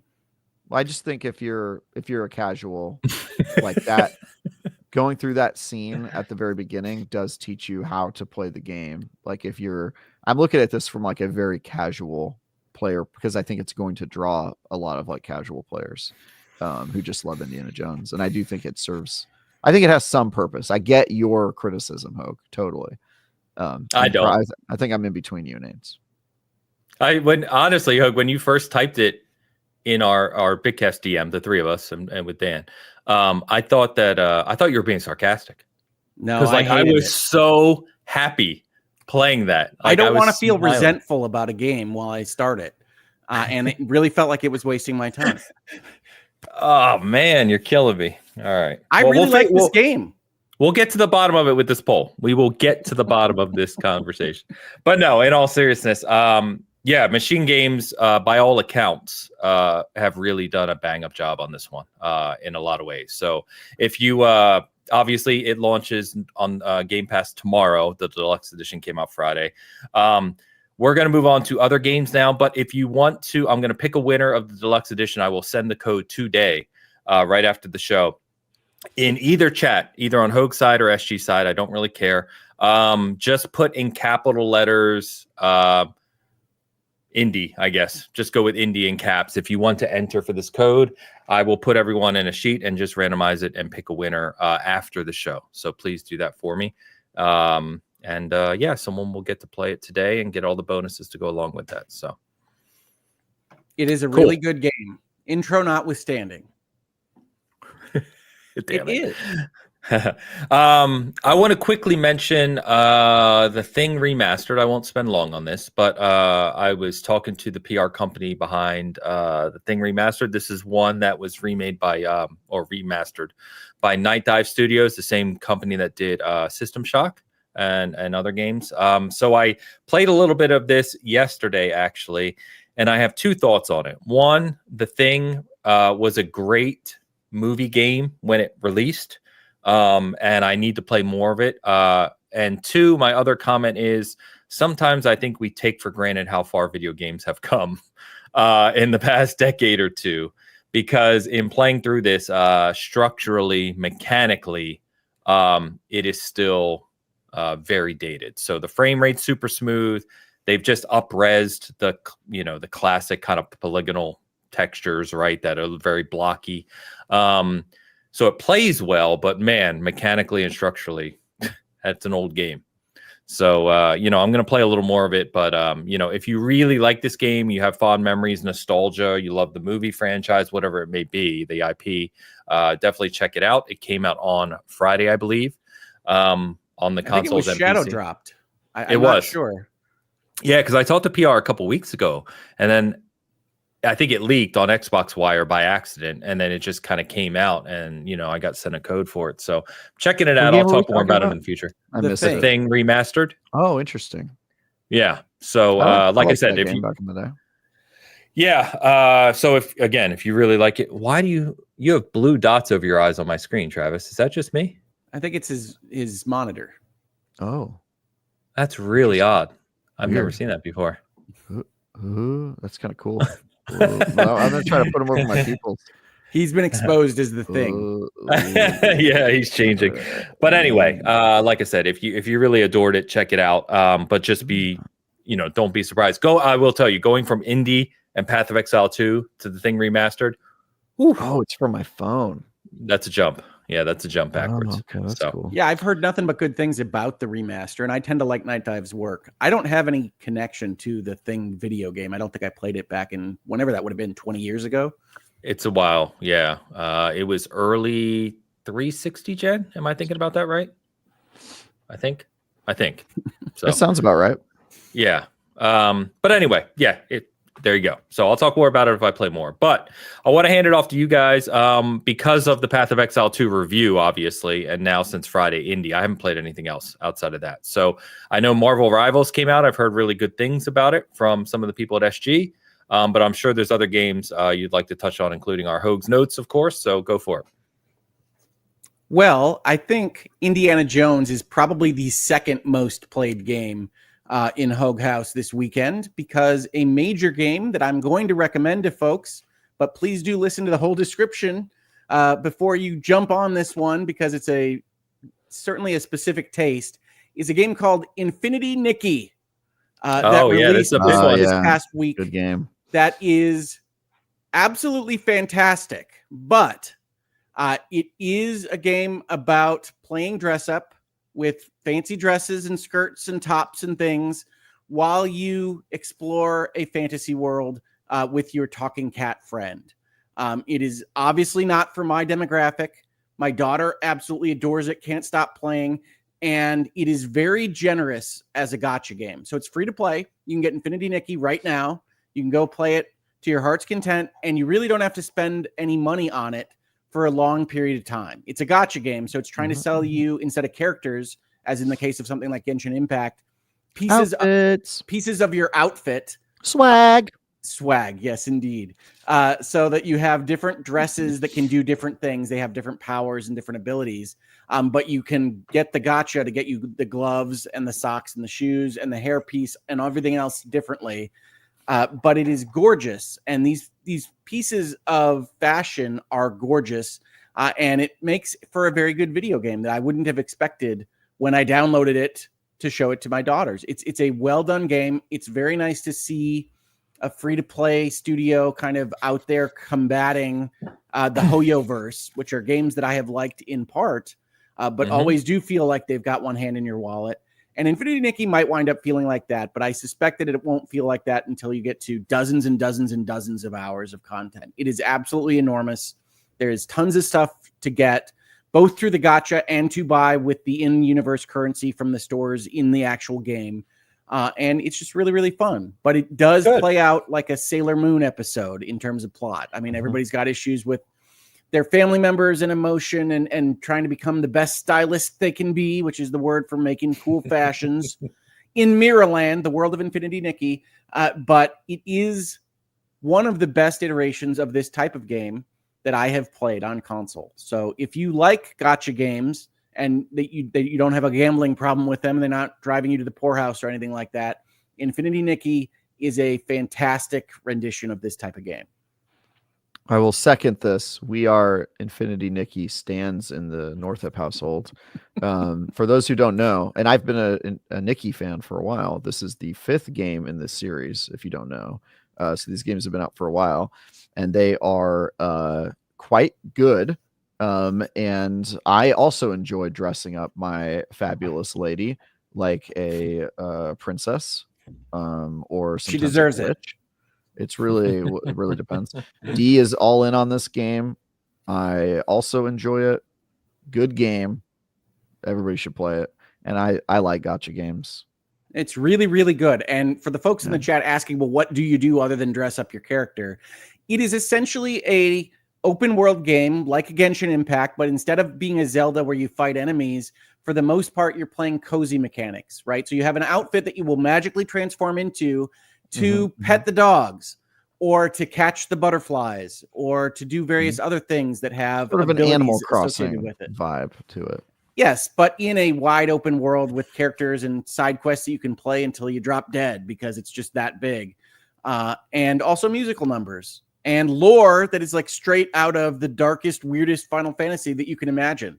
So you're a magical girl that changes into different dresses to do things, but also maybe there's a darkness that is seeped through into the entire world, and gods that are on the bend, and all these various. You got to play the other Nikki games, Hogue, if you really want to know the full lore. It's the strangest combination, honestly, and it's like, wow, this is really kind of Final Fantasy, but mostly I'm trying to find a really cool sweater that'll match those shoes. What I think is interesting, Hogue, is that this game is better than Elden Ring, and that people who haven't played both can't confirm or deny that. And so what I think is interesting is that if you're on this podcast and you haven't played both, you can't really have an opinion on the subject. And so I'm able to say it. That's what I think is really interesting about this game. Hogue, back to you. Yes. Well, I see the trap that you laid there, Travis. But yes, I want to just tell people about this game. Travis is now muted for the rest of the show, by the way. So Hogue, please. It is very generous. If you get worried about gachas or free-to-plays in general, I have found it to be on the more generous side of playtime. I wanted to tell folks about it because I think it's pretty easy to skip over. You don't know what this crazy game is with the jazz music and the cat and everything else. The other thing that you do in terms of the cozy game aspect of it is you're not doing a lot of fighting. You're purifying sad sacks and other people that don't recognize the awesomeness of good fashion. Sacks. The monsters are called sad sacks. Yes, they are. Oh, they're actually called that. I thought you were making a joke. No, they're called sad sacks. They don't realize how great fashion and style is. But you go through this world and you're looking for these things called whim stars, because the power of whim is the power of magic in this world. And it's mostly like Mario, right? It's mostly like going on a collectathon and picking up the various things that you can pick up in the world and following coin chains in order to figure out how to get to that star in the distance. And then maybe when you get to that star, you might have to play a mini game of some kind in order to earn that star. And when you get enough of those whim stars, you spend them in your Heart of Infinity to gain other abilities, other outfits, and other pieces of fashion. It is definitely not aimed at this demographic. But if this demographic does enjoy good gameplay loops and a good open world to explore, they will still like this. This is peak video game if you are a brony. Any bronies out there? It does have that friends we made along the way vibe. Any bronies out there? Any fellow fans of Twilight Sparkle? Friendship is magic, folks. It's Friendship true. is magic. Let's go. Although, I do love that these types of games exist, in the sense of, this is the great thing about video games is, in all jokes aside, right? Like there's literally any game for the type of experience you want to have. And I think that's awesome. And this is the beauty of microtransactions, right? They get a lot of crap. There's a lot of people that are reached into your wallet too much, and they can ruin certain aspects of game design. But this is such a high kind of graphical experience for free that you can get on your console right now. And my daughter has played it seemingly every day. She's probably upset that I'm on the Bitcast right now because we can't play together right this second. But it is something that I am so happy exists and that I can recommend to everybody. And if you do find yourself in the demographic or otherwise just as a person that really likes fashion and fancy dresses and fancy sweaters with gold filigrees and all these various things that would be very difficult to make in the real world, but all look like they are in reality in this particular game, you should check it out because you really can make lots of cool different outfits if that's what floats your boat. Fair enough. Yeah. Don't be a sad sack like Ains. Play this game. If you have played Elden Ring, you'll notice that it's better. I'm not a sad sack. I'm playing Path of Exile 2 and Indy. How can I be a sad sack? Path of Exile 2 does sound like a sad sacky type game. And also your style is completely drab. You're wearing you don't understand what it's like to dress up this hoodie would not play in Infinity Nikki Land. No, that's that gear right there. Although we did earn a cool hoodie from beating a Boldy, which is a giant boulder monster, and we had to take that sketch and find more Boldy gems to actually craft the Boldy sweatshirt. And we did. I think watching Ains learn about games that he has no interest in is maybe my favorite thing.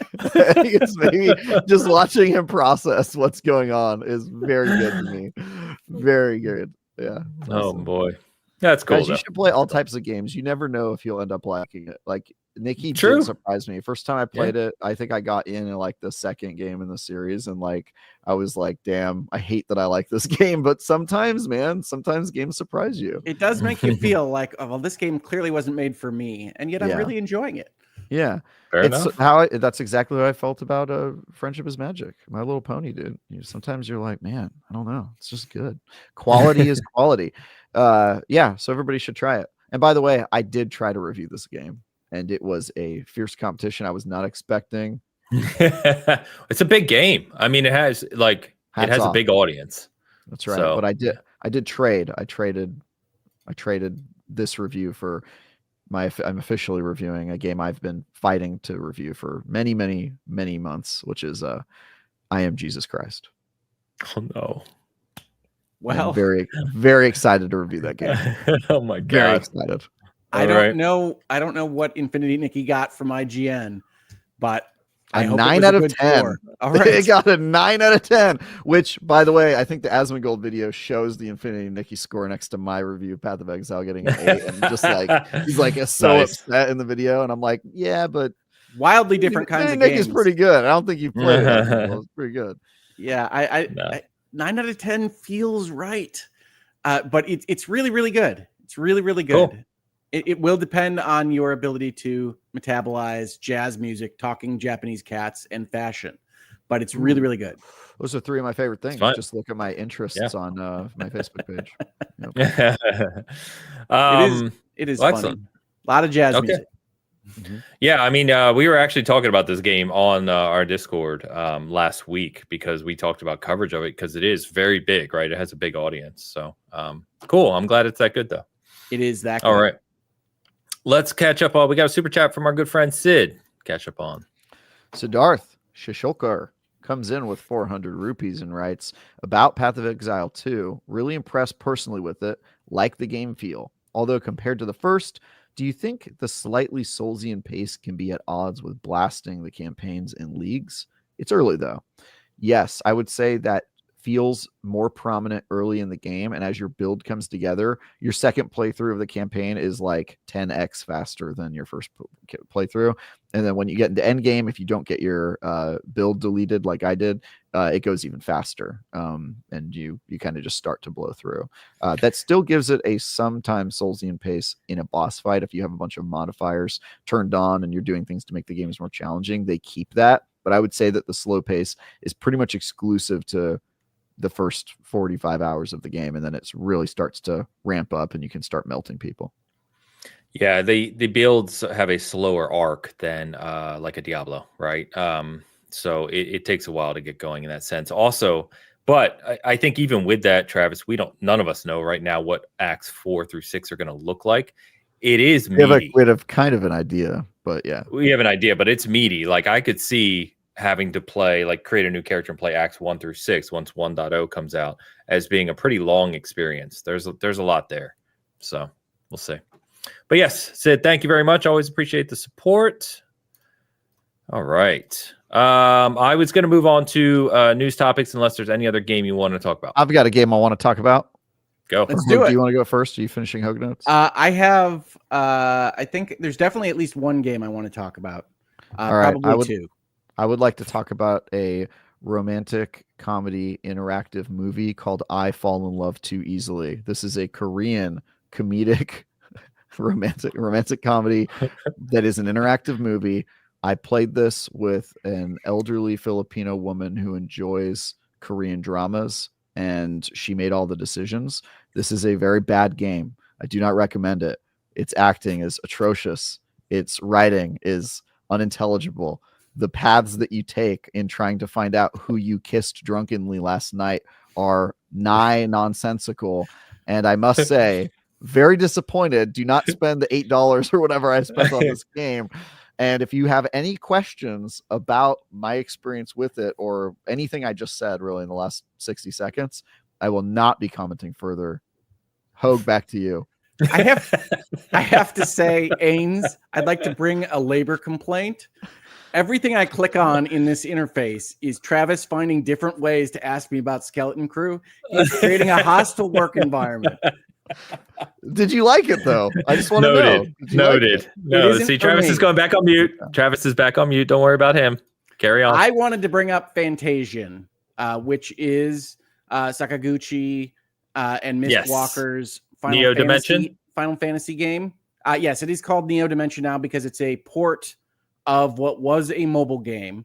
Yeah. It clearly feels better in console format. I didn't enjoy it really through the app arcade, but it is very much a game that is a mobile port. Like you will know it from the user interface and all the giant bubbles that look like you should tap your television screen in order to talk with these people.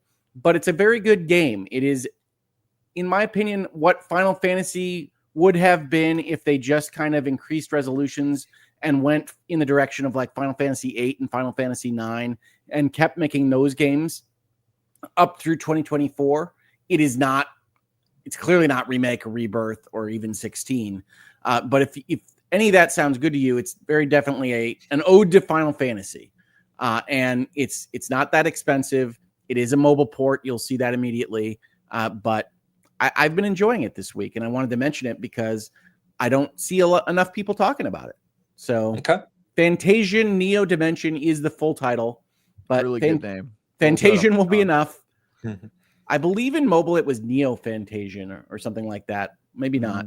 But then the Neo wasn't as Neo, so they had to move it. Yeah, I don't know. It's Fantasian as of right now. It's got a lot of that Mistwalker DNA. If you like things like, oh God, what's the game with the Immortal? What's the Mistwalker game with the Immortal? Lost Odyssey. He asked what JRPG Lost has Odyssey. an Immortal. It's about got 5 billion of them. Good. It's got Lost Odyssey though. It's got that Lost Odyssey DNA with some of the things that it does with its characters. And while the diorama idea, if you don't know this game, a lot of the backgrounds instead of being rendered are photographs of dioramas. I'm sorry. That were Do you need some Pepto-Bismol? Let him finish. Okay, go ahead. These dioramas are a cool idea to avoid some of the kind of the rendering issues that you might have making a game like this, but the resolutions of the photos are probably not as high as you would like. So you do kind of get the feel that you're playing a remaster of something like Final Fantasy VIII with like the high resolution 3D characters on a background in that vein. But I do recommend it to people. The other game I wanted to mention, because I did. Yes, Travis, what do you recommend? I recommend putting their nose in the diorama so they know not to do it again. Very nice. Show them what they did. I think people will like this game, which is why I'm mentioning it here. Don't listen to Travis. But the other thing I wanted to mention, I love mystery games. I mentioned Rise of the Golden Idol last time we were on. And I love a publisher named Dear Villagers that makes indie games that all have pretty strong narratives.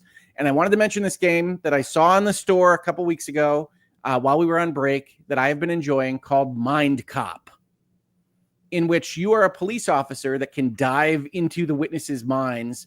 Then you have to surf their minds in a jazzy kind of Tetris puzzle thing and arrive at kind of dream state understandings of the truth and lies and everything else. But outside of that conceit, the real trick of this game is that you just kind of get an entire city to go through and get to decide whatever you want to do on any given day. And then you have a time limit to how much time you can spend doing anything on that day. And whether or not you want to arrest someone that day, because the town can only hold one person at a time. And when you arrest someone or you get a search warrant, like they stop talking to you and their family and loved ones stop talking to you. And so you're managing time and you're figuring out how to proceed like a real detective in a Mind Cop universe by figuring out what you want to spend your time on, where you want to go, and which leads you want to follow. And I think it's a really well done design from an indie studio making a game that's new and different. And I love mysteries, so I wanted to mention that to people as well. And that is all I'm going to talk about on Hoag's Notes. You would play a game called Mind Cop. Did you say the town can only hold one person? The town, the jail in the town can only hold one person. So you can you can arrest one person a day, and then they and their family will get really mad at you. But you can arrest them for the murder that you're investigating or for other crimes that you've discovered around the town. Take away people's liberty one day at a time. That's why I only play Mind Renegade, where you just it's a game where you just have thoughts and nobody can stop you. It's pretty cool. Pretty cool game. All right. Yeah, I thought you said the town can hold one person. I'm like, that's not much of a town, but all right. I think it's cool. They have a housing crisis. Apparently. A major one. That sounds like a cool game, Hoag. Thank you.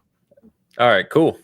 All right. So a couple of things to touch on. Let's jump over to Ubisoft. Ubisoft in the news again this week with not so great, not great news, I'll tell you, Travis.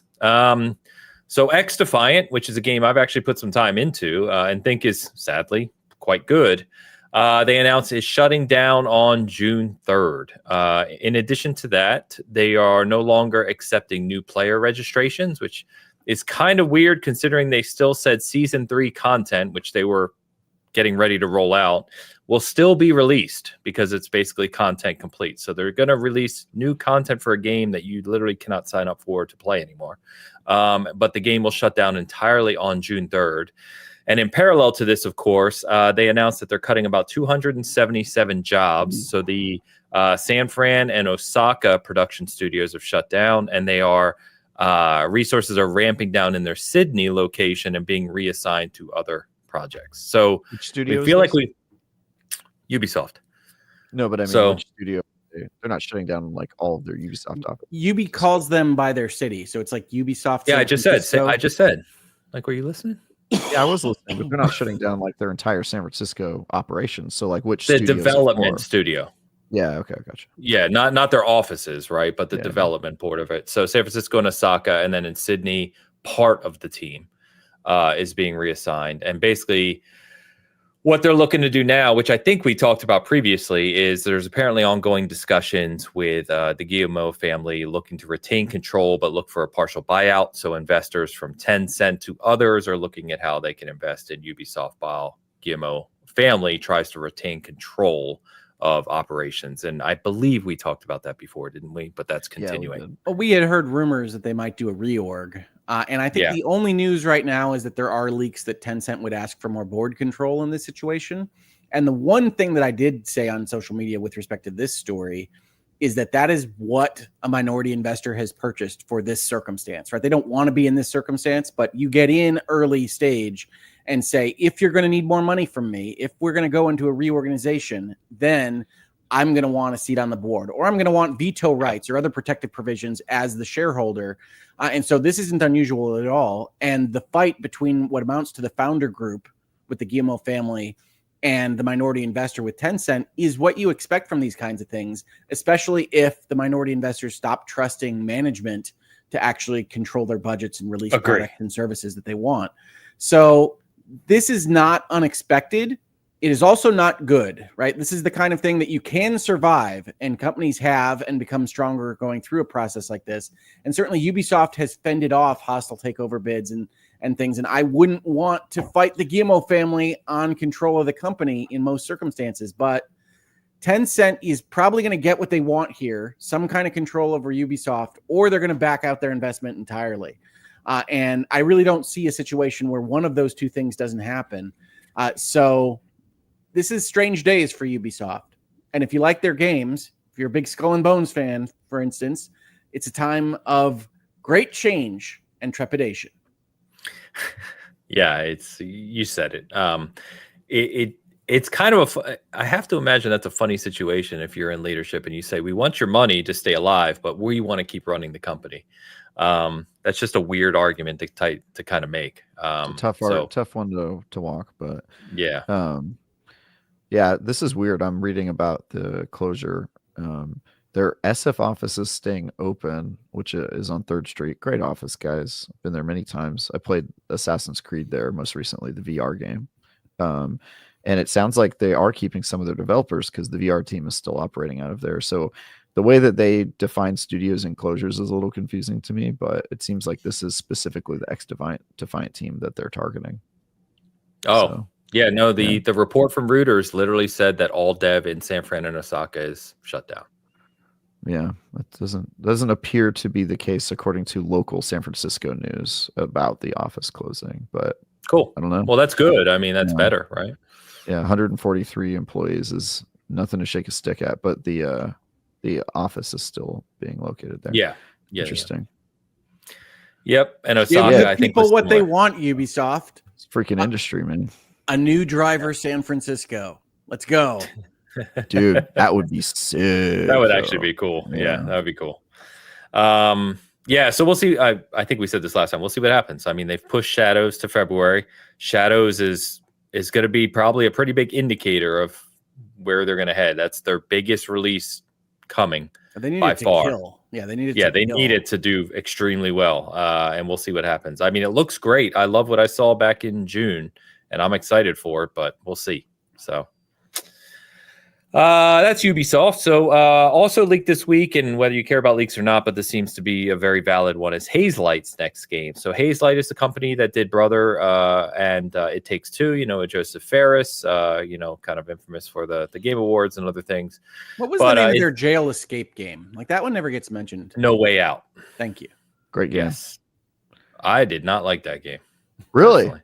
Did you get to the end?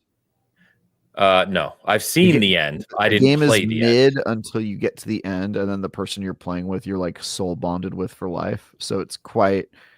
I mean, it's worth it just to get to the end of the game. The writing was so bad. The writing was so bad. Yeah, but it's campy, and then it's one of the things you have to experience. It doesn't ask a lot of your time, and then you get to the end, and like I watched 3 or 4 people play that game, and you're having fun with it. It's kind of goofy throughout, and then when you get to the end, it like everybody remembers who they played that game with because you have like a special relationship with that person. Yeah, I think that's unique. Yeah, I remember. In fairness, by the way, it's A Way Out, not No Way Out. Sorry. He's just a big Andor fan, folks.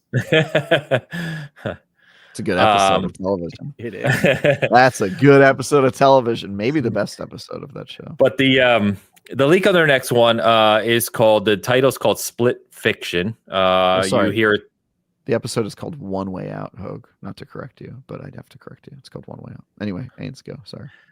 Split Fiction. Obviously by the title, it sounds like it probably will be another 2-player experience in some form.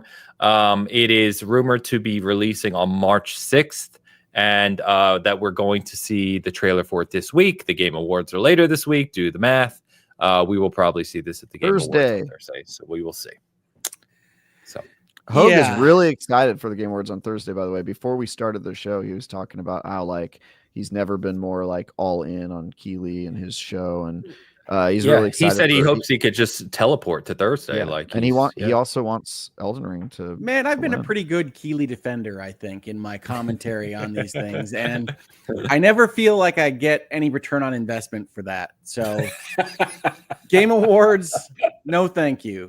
Hogue is very transactional with his relationships. If you're not giving him a return, he wants an ROI on your friendship, and if you don't give it, he dumps you like a sack of bricks. I got to tell you, everybody is transactional in their relationships, folks, and anybody that tells you they aren't is lying to you. Wow, very cynical view of the world. Yeah, I don't know about that there, Hogue. I don't know if that's true, Hogue. I think maybe you need a hug. Maybe you need a non-transactional hug. Come here, Hogue. Come here, Hogue. Come on, buddy. Now, why would you give me a hug, Ains? Because you're a great person. Why wouldn't I give you a hug? Because you deserve it. No, neither of those is true. Come on now. You're not a great person and you don't deserve it. Okay. Man, we just learned Hogue's going through it, guys. Go ahead, sound off in the comments. Let's give some affirmation to Hogue. Non-transactionally, let's just like show him that people can just be nice and kind. Before we went off on Hogue's psychological state, I was going to say that when you commented on the Way Out writing, I really hated the writing in It Takes Two as well. And I know that the gameplay is fun. I know that there's people that enjoy that, and it won that award from that show. But I really disliked all of the relationship, marriage, kids stuff in that game. Okay. Fair enough. I liked both. I liked it. What do you call it? It Takes Two better than A Way Out. I thought that was quite good. That's correct. Game of the year. It Takes Two. Game of the year. It was Game of the year. Well, no, it was Game of the Year in one award show. That's not really an award show. So more award shows. I think more people give it. I think IGN gave it Game of the Year. I can't remember. Again, you're not helping your case, but that's fine. Dude, come on. That was a good game. It's unique. It was a good game. I didn't say it wasn't. Okay. What year did that release? In all seriousness, I forget. I don't remember. I just remember like thinking like, yeah, that feels right when it won. Let me look. Let me look. I'll give you a game better than it instantly by looking at the year it released. Let's see. What year did it release? 2021. Psychonauts 2. Better game than It Takes Two. Done. Was that 2021? I don't know. I don't think it was 2021 because I was on this show when Psychonauts 2 came out, and I was not on the show in 2021. I think you just made that shit up, bro. Yeah, I think I did. Yeah. We're gonna move on. But we'll see if we'll see what this looks like on Thursday probably, and we'll go from there. So, Forza Horizon 5. There you go. Better game than It Takes Two. Thank you. Sorry, that is Alex. What IGN gave Game of the Year actually. Thank you, Alex. Yeah.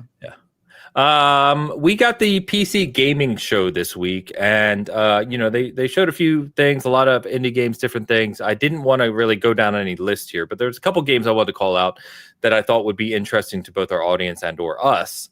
The one that got a lot of play, if you didn't see it, was Teenage Mutant Ninja Turtles Tactical Takedown, which is a new TMNT game that is turn-based. A lot of their games have come out of like that arcade-style co-op action game. This one is more of a turn-based, kind of experience, like a tactics-type game. So I don't know. Looks pretty cool if you're a TMNT fan, which I know there are a lot of. This could be something different. And it says it takes place in a timeline without Shredder and Splinter. So I don't know what that means or what that looks like, but I guess it's just friends. They're just hanging out. They're just hanging turtles. out.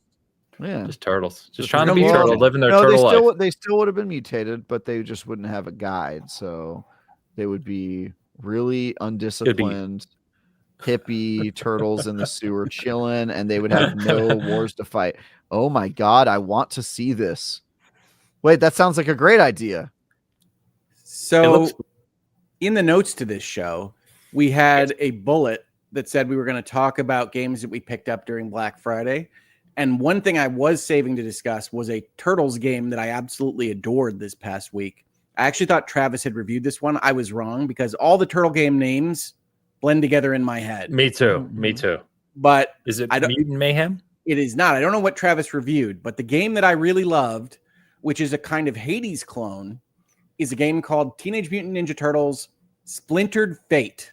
That's it. And I wanted to tell people about it because it's a really well done Hades type game. with a bunch of different currencies and all the stuff about repeating the game and having to beat it multiple times and getting little narrative bits when you go back to base. That if you like Turtles at all, I think they did a really good job on. So that's not this coming tactical takedown game. Splinter is in this game. Shredder is in this game. It's also not based on the 80s show, so it won't have the song. Turtle power. Sorry, they're the world's most fearsome fighting heroes in a half shell and the green. it's that point. It's that point of the show where Travis goes rogue. I mean, we're at that point of the show. I can't. How long is it gonna go? I don't know. I know. I know the whole song. I sang it in my a cappella group in college. All right, let's move on. Stop. Anyway, stop. We're not going there. That's okay, for sure. fine. Wait, what pun-filled name did your a cappella group have, Travis? We don't need to talk about that. Let's move on. All right. Okay. Let's move on so that I don't have people Googling that and finding my a cappella group in college. All right, let's move on. In any Here event, comes the treble. In any event, Splintered Fate is a really good Hades type game with the turtles, and I highly recommend it. Nice. Yeah, some friends told me, I think Mutant Mayhem was the terrible Turtles game that came out months ago that Alex reviewed for us. And I like you, Hogue, there's so many, I get the names mixed up all the time. So Splinter Fate. Okay, cool. Very cool. This one is Tactical Takedown, so you got 4 T's there to deal with. Looks pretty cool. Another one in here, which probably looks more up my alley, I don't know about you guys, but it's called Deepest Fear. So this is... immersive sci-fi horror. It says it's distinct shades of Alien and The Thing again.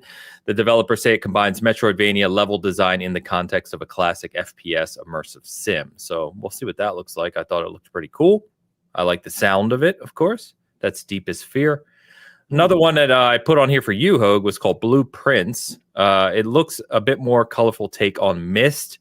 Blueprints is described as a game that combines compelling mystery, strategy, and puzzle elements to create an unpredictable journey through Mount Holly, a peculiar manor with ever-changing rooms. I do love peculiar manners, especially if their rooms are ever-changing. So you might want to check the show out. There are some, interesting games on there. If you didn't get a look at it this week, I don't know. From my purview, it kind of went by the wayside a little bit. So, check it out. Or maybe some didn't even know what happened, Danes. I will. There you go. But yeah, so I think talking about what's going on, kind of little news bullet points, if you will, the rest of the week. So we got the Game Awards on Thursday. We just talked about that. We'll see what announcements we get. We see what terrible decisions are made with the categories and other things. And we will conclude our bet next Sunday, of course. We'll go back through that. I wanted to call out that a Gran Turismo version PlayStation release literally called My First Gran Turismo came out. What's funny about this game, I just saw this in the store while I was looking at things earlier today, is that the description in the PlayStation Store is whether it's your first Gran Turismo experience and you're sharing it with your family, or whether you just want to get back into it or whatever. And it's like, no, you can't name it My First Gran Turismo and then say, whether it's your first Gran Turismo or not. Is it your first Gran Turismo or not? Come on, Sony. Yep, fair enough. So it's a free-to-play kind of slice of Gran Turismo that you can play, and check that out on PS5. So go ahead and look at that if you like. Also, Eternal Strands, if I recall correctly, Travis, was the game you did the IGN first for. That got a release date this week. It's releasing on January 28th with a new trailer as well. So looks cool. Yeah, that'll be fun. I hope that team is doing okay. I hope their game's coming together. Seems like. Yeah. Yeah, the trailer is cool. They're going to be at the Game Awards, right? I don't know. Okay. Yeah, I don't know. But 28th, and then also announced this week, which I think is a smart move from Warhorse Studios, Kingdom Come Deliverance 2, which, by the way, got an IGN first as well, a hands-on kind of in-depth overview of that game, moved to February 4th. So it moved up a week, which we've been talking about. February is already crazy with game releases. I think this is a really smart move to kind of let it get some breathing room, especially if it's ready to go. Why not release it earlier and kind of get people in that universe ahead of time? So I'm pumped about this one, man. This might be my most anticipated game. I'm really, really excited for this one. I do think it needed a step away from Avowed, right? Your first person sword swinging RPG, I think is a good idea. Yeah. I mean, I think in the end, they'll be very different games, but I think to your point, your more casual audience or people just looking to pick up one kind of RPG first person game, get that space there a little bit. So yeah, but that's about it this week, boys. Anything else you want to call out before we start to close out? I'd like to sing the Teenage Mutant Ninja Turtle theme song in so. its entirety. Okay, no. Yeah, you can read my review of Path of Exile 2. No. Before we do the closing, was there anything else you wanted to? No, I got nothing. I'm closing out. Closing out, dude. He's just ready to go. He's like, I'm done. Yeah. Well. All right. Well, hell, you already go ahead. Yeah. Path of Exile 2. Also, my next review is the Alien VR game. That'll be fun. I hope. Ooh, we'll see. Nice. I'm getting the code for that tomorrow. So Travis, what? As our resident VR expert, yeah, have you played this Skydance Behemoth game for the PlayStation VR? I have not yet. It's on my list. I own it. I've not played it yet. Have you heard good things? I've heard good things. I've heard really good things, but I was curious. Need to play it. Yeah, it's on my list. I believe I'm reviewing the Alien game on PSVR 2, so I may just crack that thing open today and set it up and maybe play some of that game. So we'll see. I hope to have an opinion on it soon. But yeah, that's my next review. I'll be working on that next week, and presumably we'll have a review not by next Sunday, so I probably won't be able to talk about it next week, but the week after, I'm certain. And yeah, I think that might be my last review for the year. So pretty fun year. What'll bring that number? What will that bring your number up to this year? I'll have to ask Alex, since he always knows and I don't. I don't know what it. I Alex assume is funny that way. Yeah, he'll be like, you reviewed 22 games. I'll be like, how do you know that? But yeah, I actually don't. I don't think it's going to be like quite as high as previous years, because I had like a wedding this year. You did get married. Yeah. I had like a little bit of like blind spots. I don't believe it. Yeah. You don't believe I got married? You were there. No. You dreamed that. You were there, bro. Like, what? Okay. I reviewed it. You did review it. That is true. I forgot about that. That's funny. What do you got, buddy? Yeah, pass to Hogue. And by the way, for everyone watching, I am also, you probably see me kind of looking around and working here. So I'm trying to announce the Indy winner before we close. I'm working on that. Hogue, fill some time for me for a second. You want to announce Of course, that's what I'm good for. Yeah. Yeah. No, I did want to mention, as I said earlier in the show, that I don't think I've put a video directly up on my channel in a little while. Part of that is because I don't think that there are a lot of good news items to discuss in the video game space on a virtual legality basis. And from a Hangouts and Headlines or virtual legality basis, I am really disinclined to engage in kind of the culture war outrage nonsense that I see flying around so often on my social media timeline. So that's why you haven't heard from me in a little while, although I have done a couple of videos over at Last Stand Media. I did the Dragon Age Veilguard spoiler cast, which I think I mentioned last time. And then most recently, I did a Summon Sign, which is their video game conversation show with Brad Ellis and Gene Park, where we talked about, among other things, mouth washing, which you heard us refer to in this video, and Star Wars Outlaws. There was also a section on Persona 5 as against Metaphor. So if any of that sounds interesting to you, that's over at Last Stand Media. I did also mention Season Gaming over there. So we got some cross promotion. Thank you. I try. If I remember, I try. And then, yes, next Saturday, after the Game Awards, after Jeff Keighley has made his pronouncement from Mount Dorito or wherever it is, there will be a Two Hogues Are Better Than One episode, the one that we do every year now, where Tom and I, my game developer brother, discuss the games of the year for 2024. Nice. That'll be next Saturday. And as per usual, there will be oddballs on that list, especially from Tom, that you were not expecting. So please pop in. It'll be at noon Eastern next Saturday. It'll be a live show. We'll have a great conversation, and I think it'll be fun. Love that. Love that. Was that enough time, Ains? That's plenty, because I do have the winner. I was making sure to get both chats and put them over here in a spreadsheet.